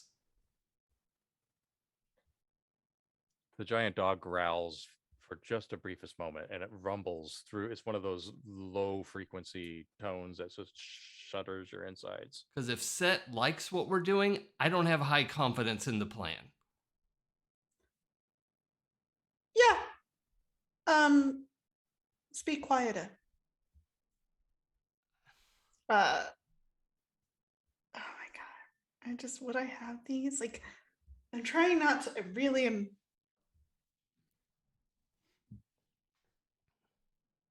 I don't really want to destroy ancient ruins, but Scarlet is ruthless tonight. Okay.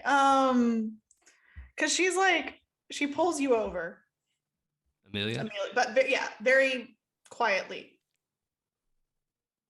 Let's go along with it for now.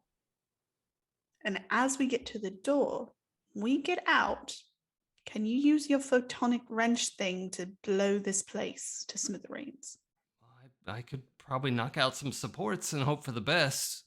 And it come crumbling down on the dog and the sarcophagus. Ideally, yeah. Perfect. So let's keep moving it along. Okay. Because now we have it rigged dragging behind the dog. Mm-hmm.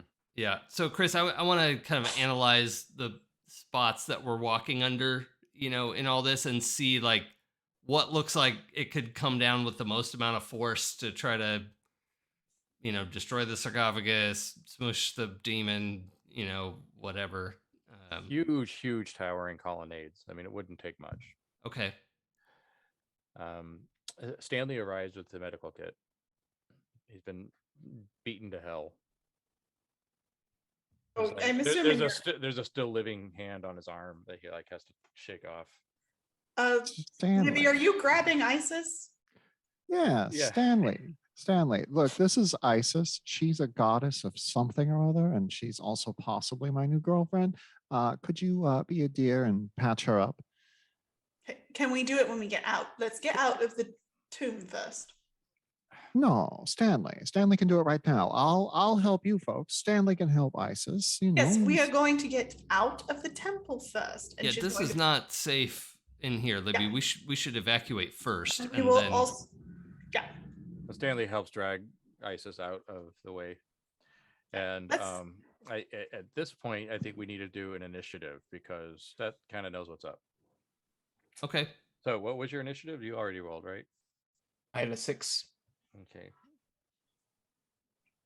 I got a 5. I got a 6. I have no successes. My highest was a 5. I had 2 number 5s. Of successes? Yeah. Number of successes. 0. Okay.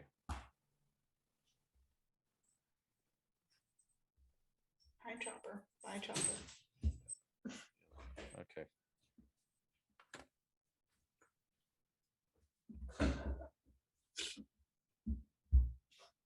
Okay, so Set has cocked his dog head and just lunges forward, takes the painted lady in his mouth, and begins to run into the desert. Now, Barry, you're still attached to him.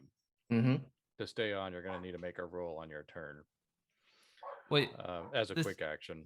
This demon has the whole tank in its mouth? Yeah, he's huge. Yeah, he's giant. Oh, I thought he was like 10 feet tall. Okay. Yeah, maybe he's bigger than I described, but yeah, he's big enough to take the whole tank. That's how it was in my head, so I might need to That's fine. No, I'm adjusted, caught up. Yeah. Yeah, so he's running. This is his final form. Yeah, right. But now the sarcophagus. Okay, the sarcophagus is still chained behind it, though. Yeah, So you're right. Who's next in the initiative? So that is now Barry and Scarlet. Okay. If you will allow me. Please do. Okay, I'm gonna stunt onto the sarcophagus and climb up onto the dog. Okay, yeah, you don't have to roll for that. That's easy for Scarlet. Yes.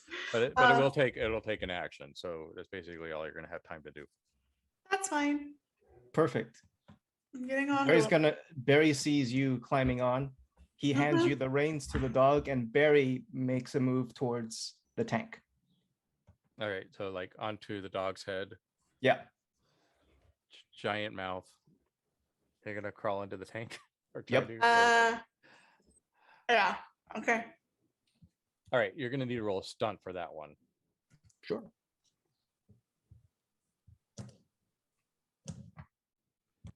I mean, yeah, that's fine. It doesn't interfere with Scarlet's plan yet. We know Scarlet has the eye, right? Yeah, well, you may assume that. But she okay, but it's not like glowing in her holster or something. It's not obvious where it is. Okay. No. Nope. We know Scarlet has the eye. We are aware that Scarlet has the eye. You don't know for sure.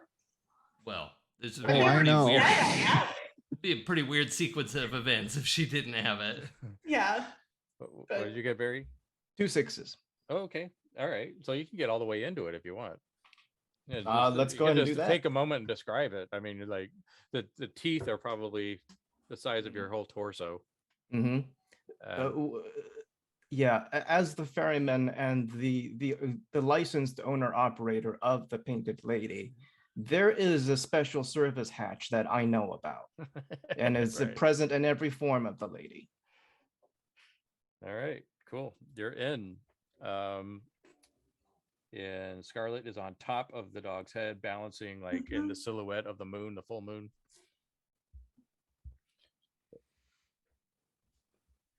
I guess now it is right. That's it. So I guess that's Libby and Amelia. Yep.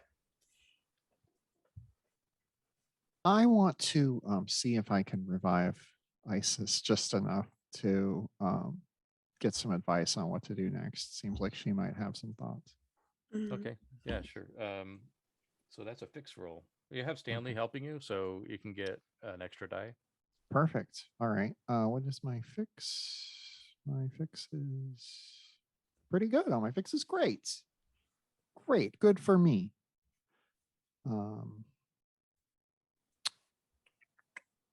Pushing my luck though. Libby performs CPR. Pushing my luck again. Okay, that time I got one success and no ones on a luck die, so I'm feeling pretty good. Okay, it takes some time, but you're able to get her conscious again, and she is in a mortal form, and she's in a mortal form. Yeah. So these are actual wounds. Yeah. And she looks on you and smiles. The same kind of smile she gave earlier. I'm pleased to see you again, Libby. I'm pleased to see you again, Isis. My friend Stanley and I here are working on your wounds. We're kind of dealing with a giant dog incarnation of Set. Just any tips or tricks? My brother's got a problem again, doesn't he? He does. He does. It's quite a bit. Try though. I just give me some thoughts here. If I took the Eye of Horus, that would be a bad idea, wouldn't it? Yes. Okay. Yes. You wouldn't like want to go out for coffee if I had the Eye of Horus, right? I don't really know what you mean by that. Well, listen. But you do not want to be chained to my brother, Sutek. That would end any sort of relationship we might have. Do you have anything, any weak points, anything we can strike at? We're so far we seem like we're kind of just flailing away.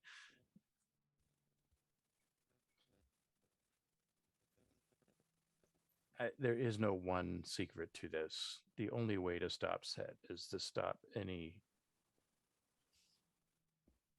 reason for him to be here. All right. And right now he is seeing war and lots of opportunity, so he's going to stop at nothing. I see.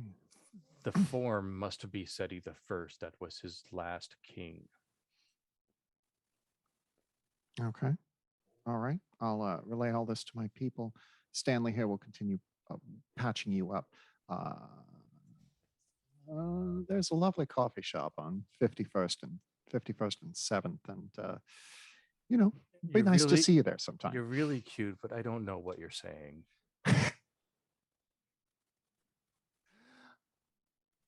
We'll talk later. All right. Bye. You're gorgeous, but what the fuck? And they're all being kind of opaque about it because there really is no good answer. He can come in the Pharaoh. So he needs the body, and the Avatar is going to help him get that body. And if there's continuing to be opportunity for war, he's going to keep trying. So you really just have to kind of shut off all the channels. And the body is the thing that we're dragging around in a sarcophagus. Yeah. Right. But returning both of those to the underworld and hiding them somewhere. Has anyone tried to solve a lot of problems? It would. Yeah, anyone tried to destroy the body? Kinda. There was an attempt at that earlier, but okay. It wasn't entirely immolated, I guess. So yeah, I mean, Scarlett's keeping with her plan. Yeah. Okay. So Amelia, you still have time to do something? Yeah, I'd like to. So the chase is on. They're a little ways out of the ruins, right? Yeah.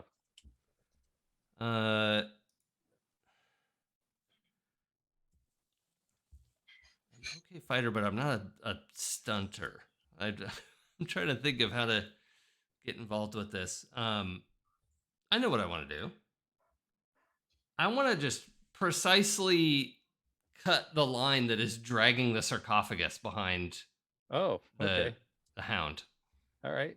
Yeah, go for that. And run and catch up and all those sorts of things, but like it is not going to get to take everything.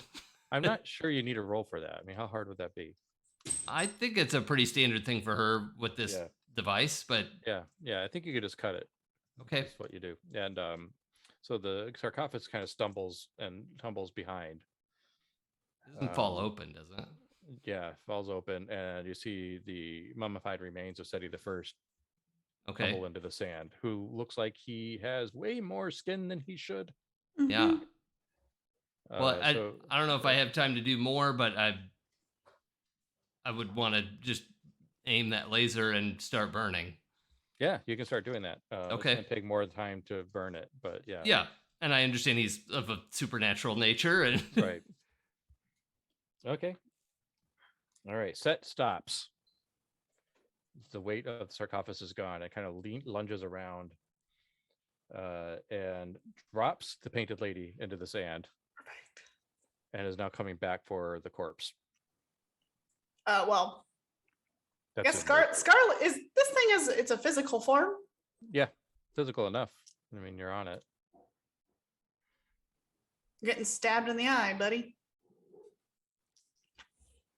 And then I'm going to jump down, but yeah, you can roll stun for that because you're gonna have to do a flip or something onto his nose to reach the eye, probably.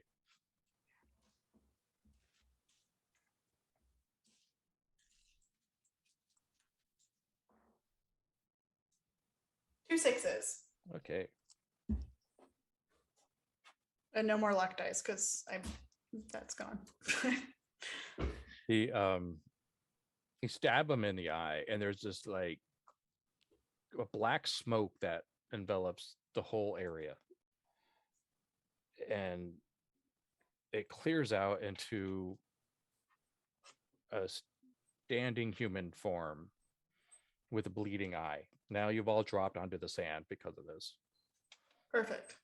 And then he says something in ancient Egyptian, which translates roughly to the indignity of my brother's wound. And he's marching towards Scarlet with like the severity that cannot be punctuated. This is the most angry man you have ever seen. And he'd taken on the form of a man. So he looks like he would have in ancient Egypt. Dark skin, hairless. He's got the linens, and he's coming in to kill you. He has to avoid a tank shell. Yeah, well, it's not his turn, so he can't kill you, but he's going to try when it's his turn. Do I have any movement, or is that all I can do? Stabbing a guy, that's it. You have quick. I mean, like if you wanted to like grab a weapon real quick or something. Oh yeah, I mean I have my knife out. Yeah. All right, so now we're back to Libby. Oh no. Oh wait, no, it's Barry. Barry. Which I am like, yo, Barry. So you said something about shooting Set with a tank? Yeah, Barry hates it, but he's going to have the Shield Sister take the aggressive form of a tank and shoot at this thing that was Anton. I liked him better as Anton. I don't like this thing he's become. We don't want to hurt dogs, even if it is Set. No. Yeah, it feels bad. And now that he's in the form of a aggressive anger management problem cis male, then I have no problem shooting him with my tank. All right, that's a quick and shoot. Cool. All right. Well, and are you coming closer? No. Because Scarlet is signaling for you to come closer. I'm in siege mode. Put out the yeah. StarCraft hold. Yeah. Yep. I see you. 2 6s. That seems to be the theme for my rolls today, but I'll take it. Oh, right. I have a hero die from last time. Let me see if that does anything. It doesn't. Just 2 6s. Yeah, there's a you blow up this form, and there's nothing left. It starts raining shrapnel around Scarlet. It was so close. And she's not phased. yeah, but Scarlet knows, and actually Barry, you all see Scarlet had, you have the eye in your hand, like you're about to put your eye on again. Again? Yeah, but we'll get to that. Didn't mean to do that. So Set's like gone. The form is gone, but clearly the power is still there. He's going to take an avatar. He's going to do it now. He's fucking sick of all this. He needs an avatar yesterday. like that I'm just like the thorn in his side. Wants to speak to your manager now. Yeah. All right. So now we're with Libby and Amelia. I want to tackle Scarlet and knock the eye out of her hand. Okay. I don't resist that. Yeah, that's going to be a fight versus stunt, probably. Okay. So I'm doing stunt?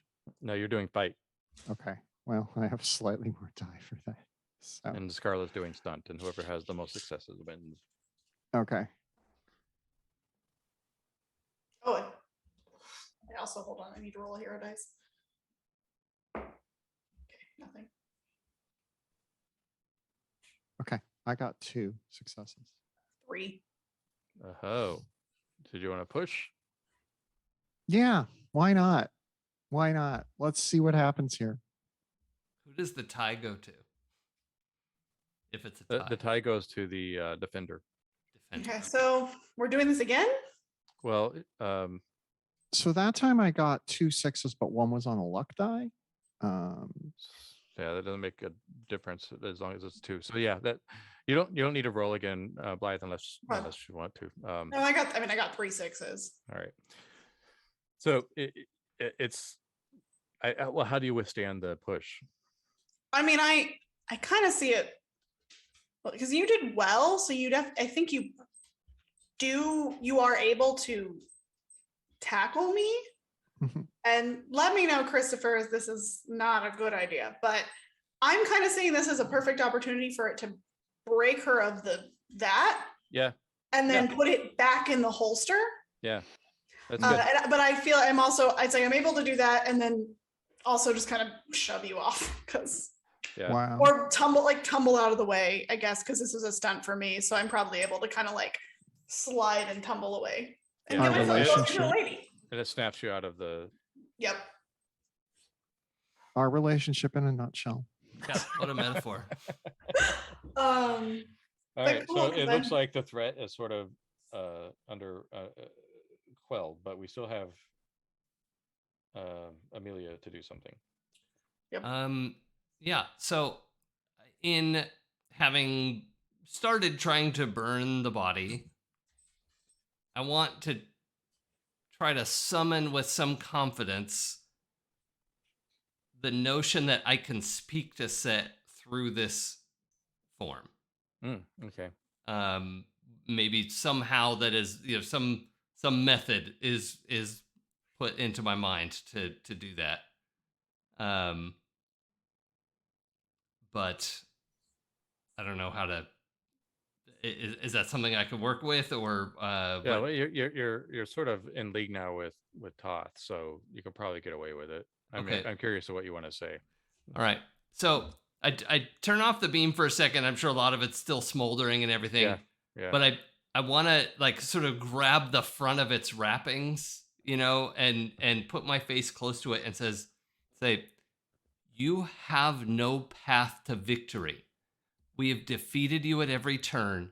There is no place for you here. Go away and never come back." And just like drop the body unceremoniously back on the sand and wait to see what happens. All right, let's call that a scare. The path before you is ruin. Could I make I understand needing to roll style, which is bad. Could I make a pitch for lore? Because I am not really threatening him. I'm explaining why it's not going to work. Yeah. All right. I'm magisplaining. Yeah, that's cool. We can do that. Okay. That gives me a couple dice at least. Let's see. I don't get any of my none of the supplies. No photonic wrench. Okay. Well, I get 5. Oh, I still have that luck die. That hasn't done anything for me yet. So let me add that in real quick. No, not like that. Okay. I'm gonna push that. Now I have 2 luck, and I have to add that.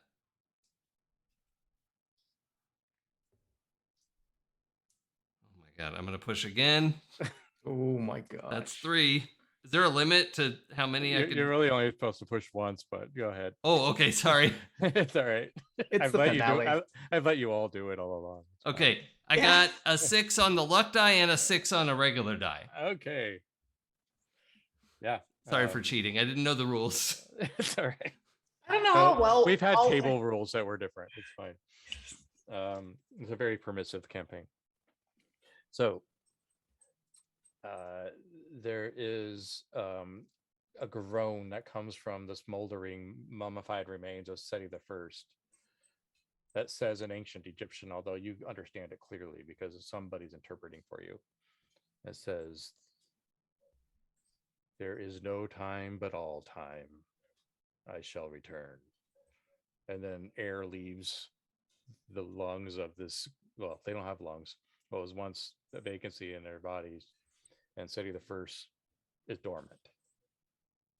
Right. And this pole that was on Libby is suddenly gone. Doesn't want an avatar anymore. Aw. I'm so excited to be an avatar of Seth. But his body is still there.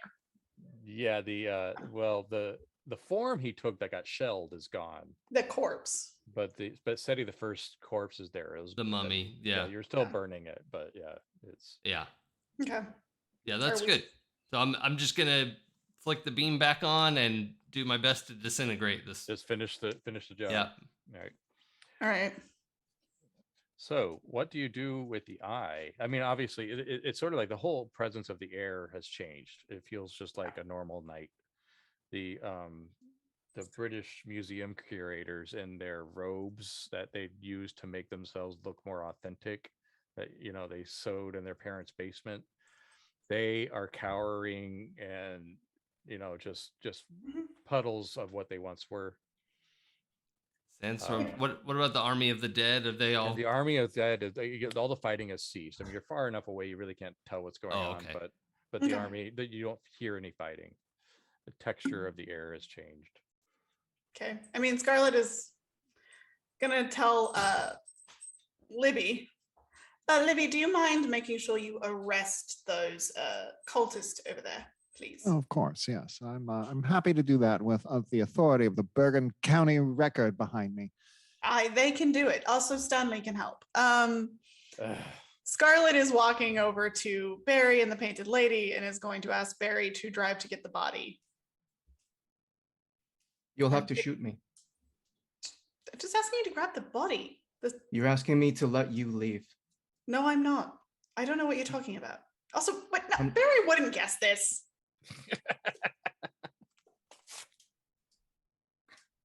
I mean, what body are you telling him to get? The mummy body you're burning. We're going to stop burning it. Oh. Because it's not going to get rid of it.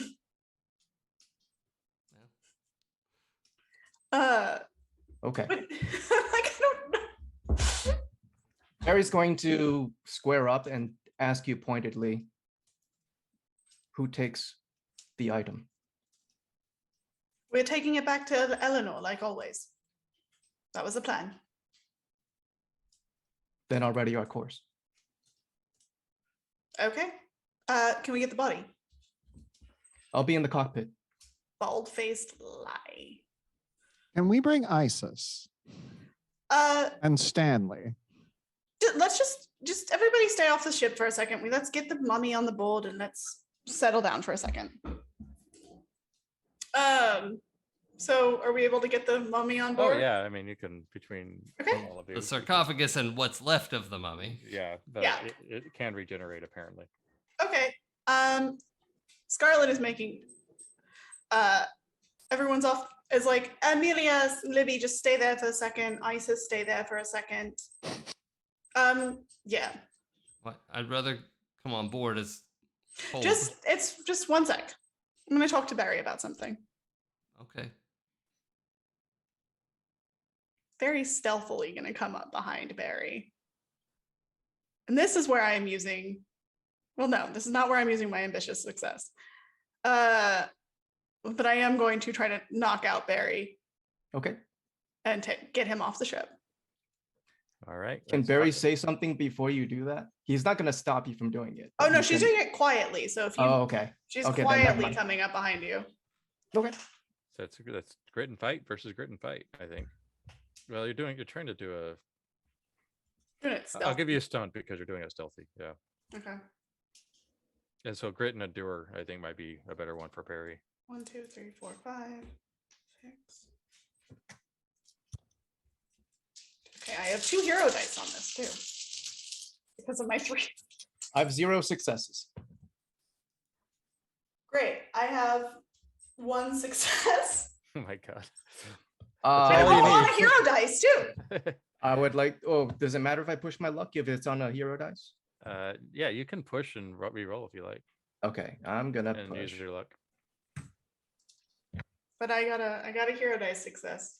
Yeah, that gives you another automatic success if you want to use it. I have to do it on the next roll though, right? Yeah, right. Yeah. I again have no successes. Oh man. All right, so you knock Barry unconscious. I toss him out the ship. X card check. Are you okay with this? I don't want to take your agency. Let's go with it. Okay. I might have something else later. Yeah. Okay. All right, so you're going to kick him off of the ship, and I assume you're going to take the ship. Yep, I'm using the ambition and this automatic success. And in the cockpit, she is going to say, Osiris, you told me I have everything in my ability to stop this. So why don't you help guide me through this, through the duat, and going to use the painted lady to go to the underworld. Okay, so you're rolling piloting basically. Yep, and I'm using the ambition success of protecting my friends and the automatic success that I just got. Do you want me to roll more? No, unless you want more. Actually, roll more to see if you take a condition or something from a botched luck. Okay. If you have any. Do you have any? What luck? I don't have any luck. Okay, so then yeah, we can just make it a success then. Okay. I also was like, which one's piloting? It'd be drive. Okay. I have 5 dice for that. Yeah. All right, and what's your intention? Where do you want to take it? Honestly, straight to, I want to take it to the gods. Okay. I think, I know they don't need it, but I want to make sure it gets put away. And it gets hidden. And if the gods guide me to who knows where to do that, whatever then. So the rest of you see the painted lady just disappear, and Barry is just lying unconscious on the sand beneath where it was. I run to check on Barry. Yeah, he's fine. It wasn't lethal. Just unexpected. I'm conscious now. I turn to Isis and I say, I kind of blew up my life for that woman, but I think you can tell why.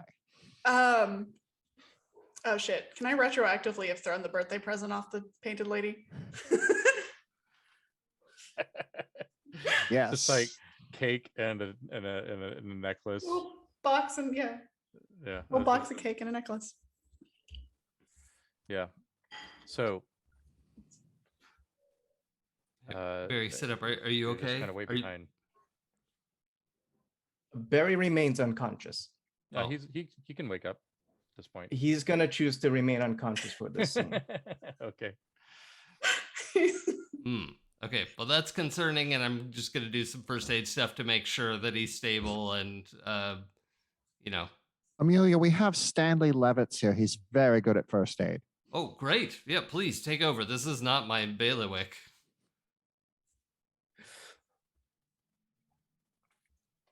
All right. Those of you left behind, there's really not much more you can do unless you think outside the box here. Do you have anything before I move to Scarlet? The only thing I was thinking about was asking Thoth for a portal description, like inscribe something in the archway, you seems are like a stretch. only a mortal, but there is another that has passage through the rivers. My friend here. Your friends have met him before.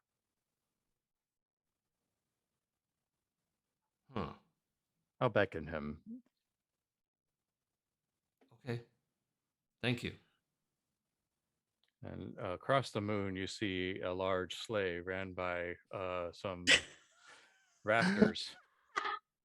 Libby, what's happening? Well, that's my old friend, Saint Nick. Comes in for a dramatic landing. Okay. Steps off of the sled, which is it's less a sled and more like a large machine with wings that has an opening where you can put a lot of things. Sure. Jumps down. He's wearing his pilot uniform. Takes off his hat, scratches his head. You all need a lift? Yes, actually. Do. All right, climb in. To what degree do we know what Scarlett's trying to do? I don't know. It's probably pretty obvious. Get rid of it. She didn't say, but I don't know. She's just trying to hide the eye in the body and the sarcophagus away.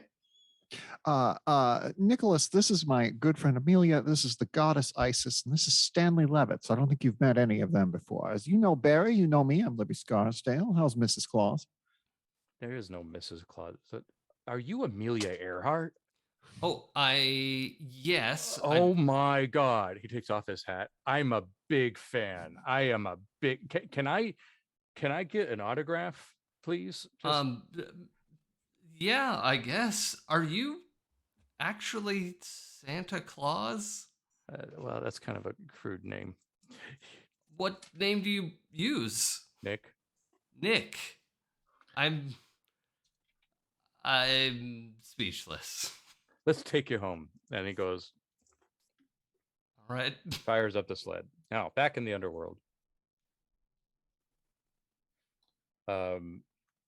You are brought back into that same temple, Cyrus's temple. Mm-hmm.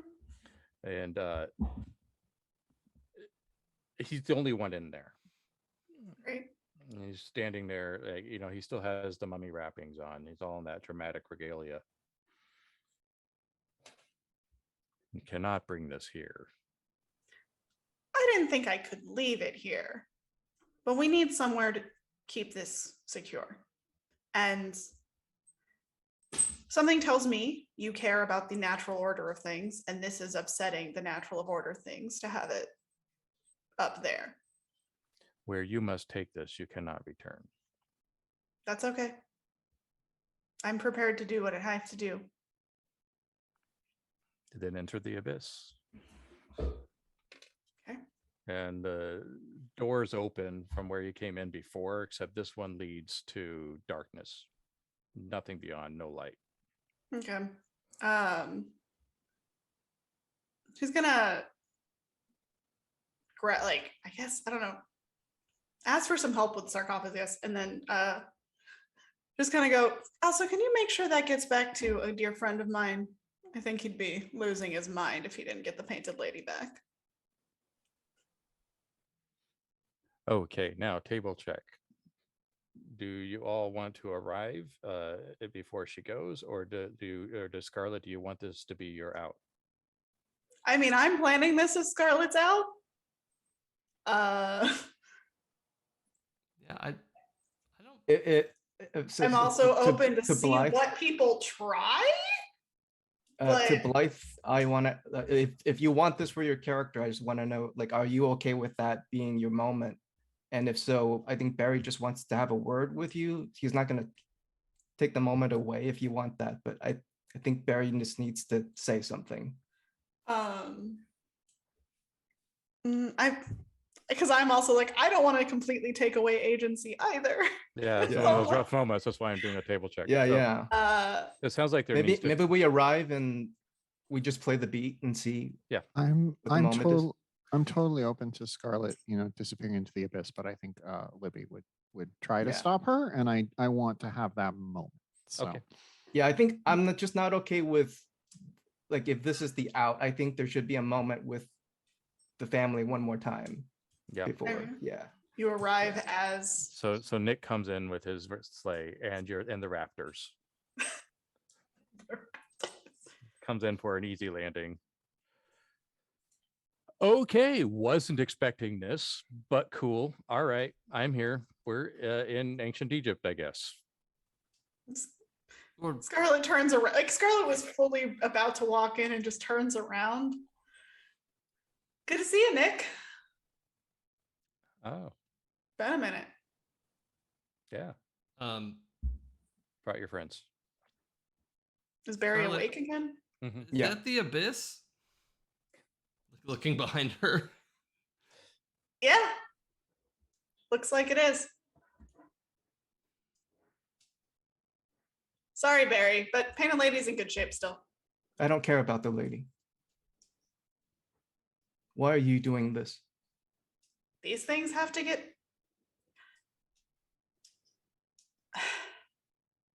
These can't return to the mortal realm. It is upsetting the natural order of everything. Why you? I'm the leader.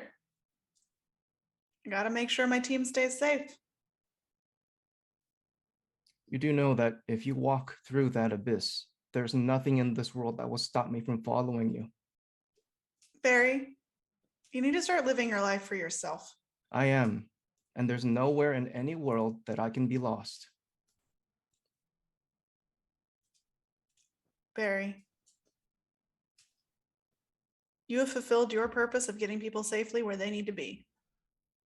And you will continue to do that. You're young. You got a lot to live for.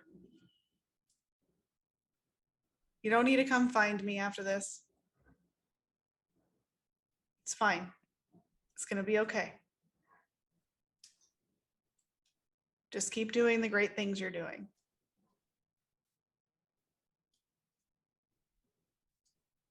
I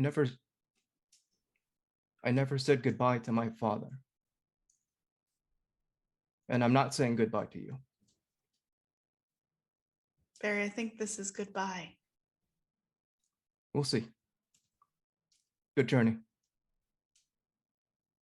With a tear, Barry's gonna turn away. Barry, but not walk away. I need you to promise me. After this, you will do what is right for you and for the people who are still on the mortal plane.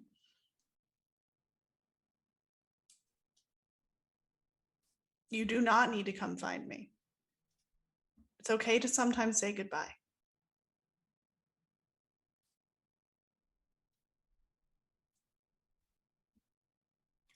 Then take this with you. He takes out his last comment card. Writes Scarlet's real name, which Barry has known but has never mentioned or said out loud because he knows better. I mean, it's become obvious at this point. Quality of service, 5 stars. Attitude while on the job, 5 stars. Security and effectiveness, 5 stars.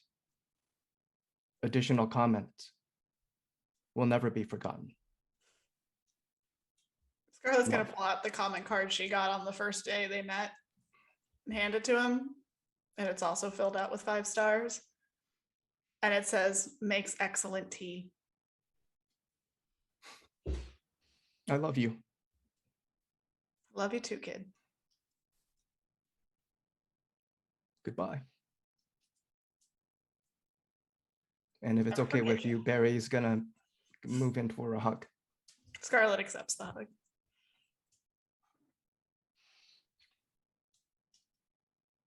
Okay. I think I have to get going, kid. very reluctantly releases. Yeah. Yeah. And as she does, she puts the comment card in her jacket.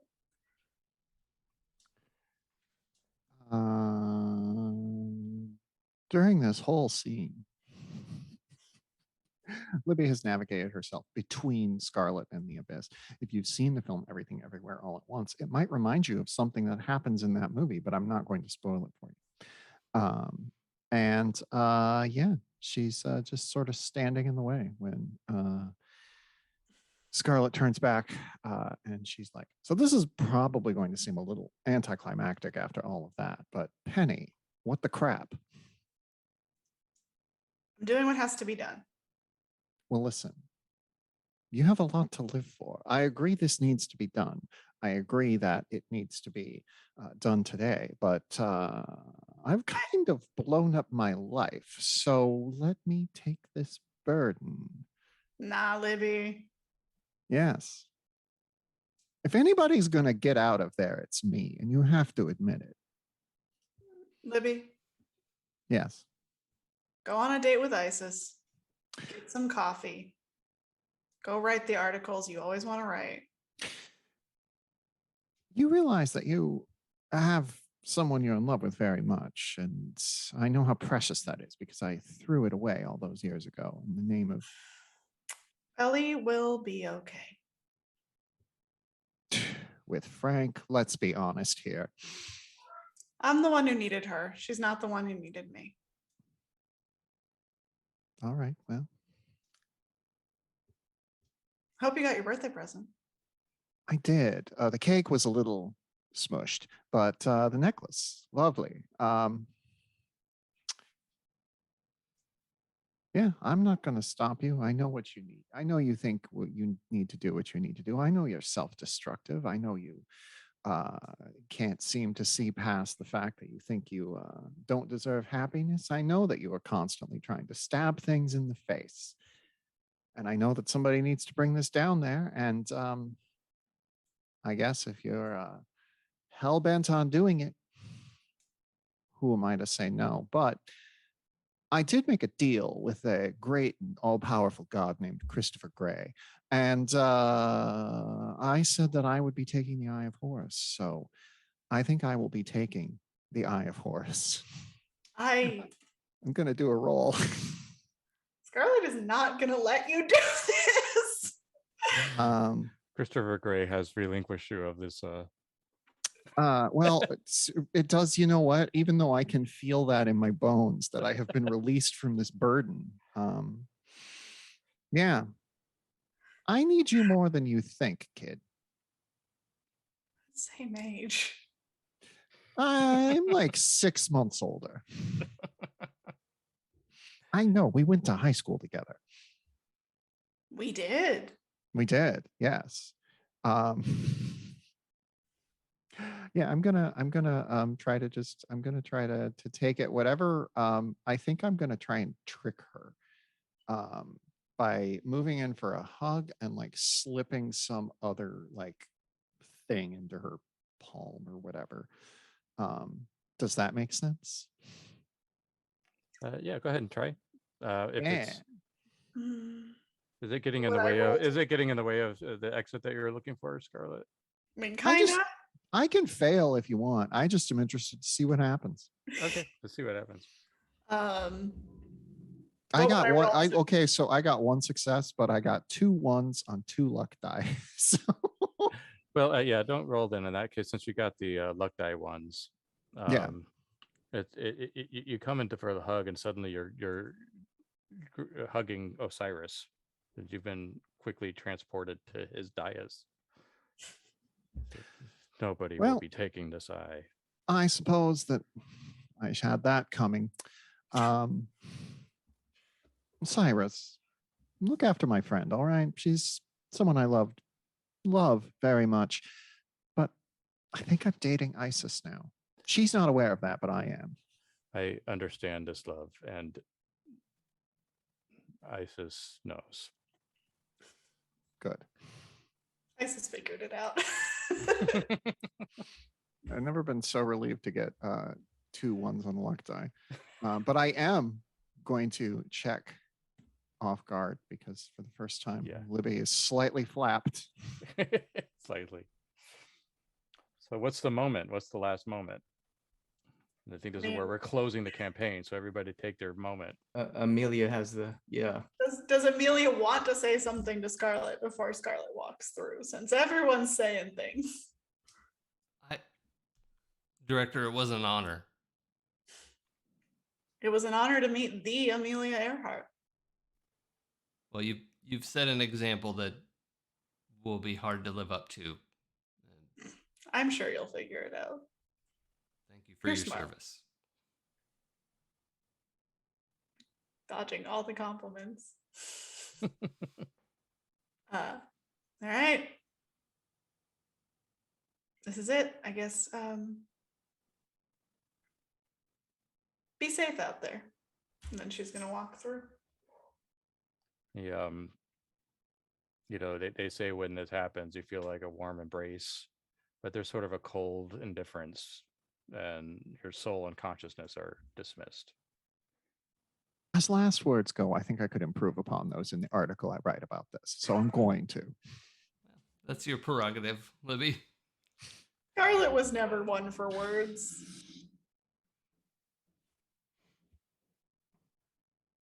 All right. Well, what is your final shot of your character? Let's do a round robin. So, something epilogue-y? Yeah. Okay.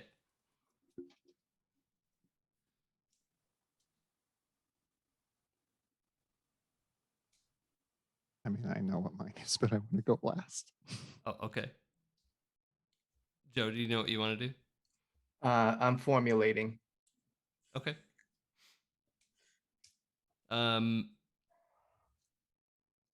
Then I'm really just picturing you know, almost like a Moon Knight style initiation for Amelia Earhart, and you know why she's able to disappear into the populace and move about as, you know, however she wants, and to just become the wise one who shows up from time to time. And yeah, that's what I picture. Is like kind of lonely, but that was always gonna be her. You know, I don't know. That's just how I pictured it. Yeah, cool. Good avatar. Sounds like a certain Time Lord. What?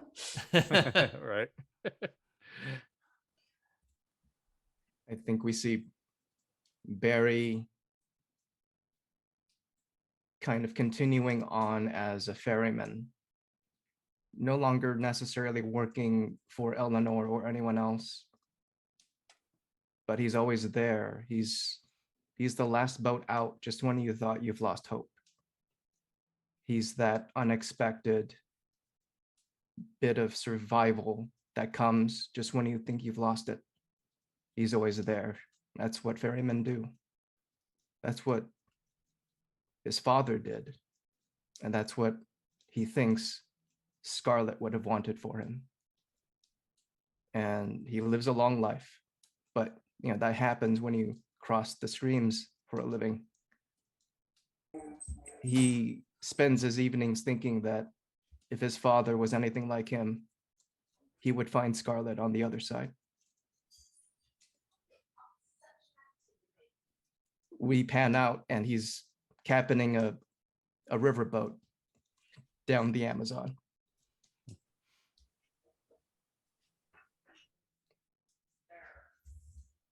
So picture it. It's 1939. You know, it's New York City. It's raining. It's the little cafe at the corner of 7th Avenue and 51st Street. Libby Scarsdale sitting there with a typewriter, typing out her latest story, improving the final words of her good friend Penny, who you know, may have been the love of her life, but let's see. It's a long life. We'll see what happens. In through the door walks a beautiful young woman, long black hair, looks around, sits down opposite her and says, "Hello, my name is Isis." Libby says, "I know. I'm Libby Scarsdale." She says, "I know." And I say, well, let's have a little chat here. The years pass. They fall in love. They get married. They bear multiple children. They have a wonderful time together. They have a wonderful life together. Isis is able to let Libby stay young and beautiful and perfect and happy. And she never thinks about Scarlet. Not late at night. It's not a thing that she thinks about when the night falls and the moon rises. And when she thinks about her past, she never thinks about that. She has a wonderful wife. She has wonderful children.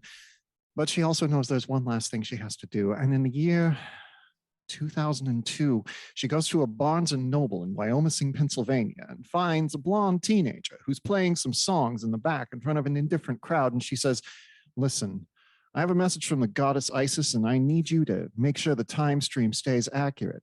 How you doing, Taylor? Or as I know you, Oracle. Pan out as Taylor Swift becomes my new character for my next campaign.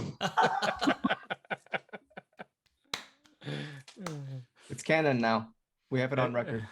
Any parting shots from Scarlet? Something that Eleanor does, maybe? I mean, I don't know how Eleanor would react to finding out that Scarlet is very gone. You know, there's a state funeral. I mean, like a big deal kind of military funeral style thing. And you know, there's the masses of people because this was Eleanor's thing. There's huge attendance. And after the funeral, there is a reporter talking to Eleanor about who, you know, the service person was, because they weren't able to reveal any information. And she just kind of smiles and said, well, she was the best. And that's it. That's how she ends it. Goes back to her politicking. Mm-hmm. So that is, say again? Does it iris out and then Stanley Levitt sticks his head through and says, that's Stanley. All, folks? No, Stanley. What happens to Stanley? This is the post-credits scene. This is the post-credits scene. There is a big storm somewhere in the, let's see, in the Atlantic. And one of the World War II ships is in the middle of a battle. And Stanley is jumping off of the side of the ship in full scuba gear and all of the weapons attached to him to go down to take care of the submarine. Just cussing to himself the entire time. The thing is, he has gotten a job at Woolworths, and this is what he does for the Woolworths Corporation. Okay, I think that is a wrap for the Eye of Horus. We did it. We saved all of humanity. Yay! Thank you for coming along this journey with us. I had a great time. I played very loose and fast with the rules, so don't use this as an actual play to learn the game. Just read the book. This has been a wonderful journey, and even though Moon Knight came in to try to like say, oh well, we have a whole MCU thing, we all know where the better entertainment we were there first. Yeah, we were there first.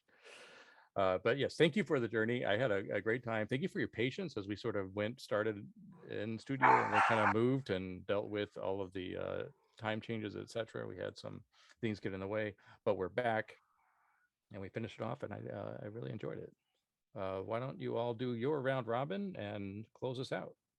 Who wants to go first? I'll point at someone. Emily, you're first. You always pick me, but that's because I always pick you.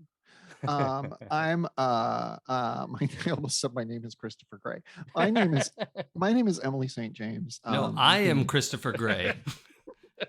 You can find me on Twitter at twitter.com/EmilyBDW. I don't have any other games coming up. I'm not in any games currently, so you can just follow my nonsense there. When I am in other games, I try not to break them as badly as I did this one, but I try to break them just a little bit. Taylor Swift's music can be found on all streaming platforms, and I recommend it. She's got a lot of good songs. Blythe, do you want to go next? Sure. Hi. I actually did not plan on this happening to Scarlet. She was supposed to go on to start the CIA. That's not what happened. I have been Blythe. You can find me on Twitter and Instagram at the Blythe Kala. That is TheBlythekala. Currently, this was my main continuous game, but on Mondays, you can find me over at the Scabby Rooster at 8 p.m. playing in Total Party Kills. We are the monsters protecting our dungeons. Why do the heroes keep wanting to steal our treasure? We don't know. It's been very fun. We're a little bit too New Zealand and nice about everything. It's kind of funny. I recommend you check it out. And on Friday the 13th, May 13th, I will be over on Q Times on the Parliament of Owls. And I'm very excited to join them because I get to do some fun psychological things. I'm very excited. Other than that, just follow me on Twitter and Instagram and see where my updates are. I have a comic coming out pretty soon that I'm super excited to share. So, yay. Sweet. Hi. Joe? Hi, everyone. I have been Joe, and I've been playing Barry Havelock, owner-operator of the Havelock Transatlantic Secure Transport and Logistics Service, now currently self-employed as a ferryman. I hope you've enjoyed the journey. It's been amazing. Thank you so much, Chris and the table. And also a shout out to everybody that's watching and will be watching. Thank you so much. It's been a blast. If you would like to keep up with what I'm doing, frankly, that's none of your business. So leave me alone. Or you can follow me at Joe Loves Stories. For my nerdy stuff, I'll post that stuff there. If you are into neurodivergence awareness or support for mental health, or just having really good conversations about how to be an adult when you're dealing with things later in life, you can follow me on Facebook for that. I wish you all well. I love you all. And won't you please give our good GM a 5-star review and some good comments, and pick up Temples and Tombs. Thank you. Jason, take it away. Yeah, my name is Jason. I game here on Happy Jacks RPG from time to time. I also have my own channel at It's Probably Okay, which is also my Twitter, where you can follow news and updates about me and stuff. So I hope you do that. Also, to our group here, thank you so much for letting me be the Johnny come lately to come in and crash your game and never leave. Thank you for joining us. I always like playing at a table with you. It was a super blast, and I really loved being here with you all, so thank you. And Chris, do you have anything to add before we make our way out? That's it. Thank you. Thank you for tuning in. We'll see you next time. All right, folks, I'm going to play our outro music, and then we're going to go raid Q Times. They are playing Thirsty Sword Lesbians right now, which feels like the perfect segue. So right. We'll see you next time. Take care, everyone.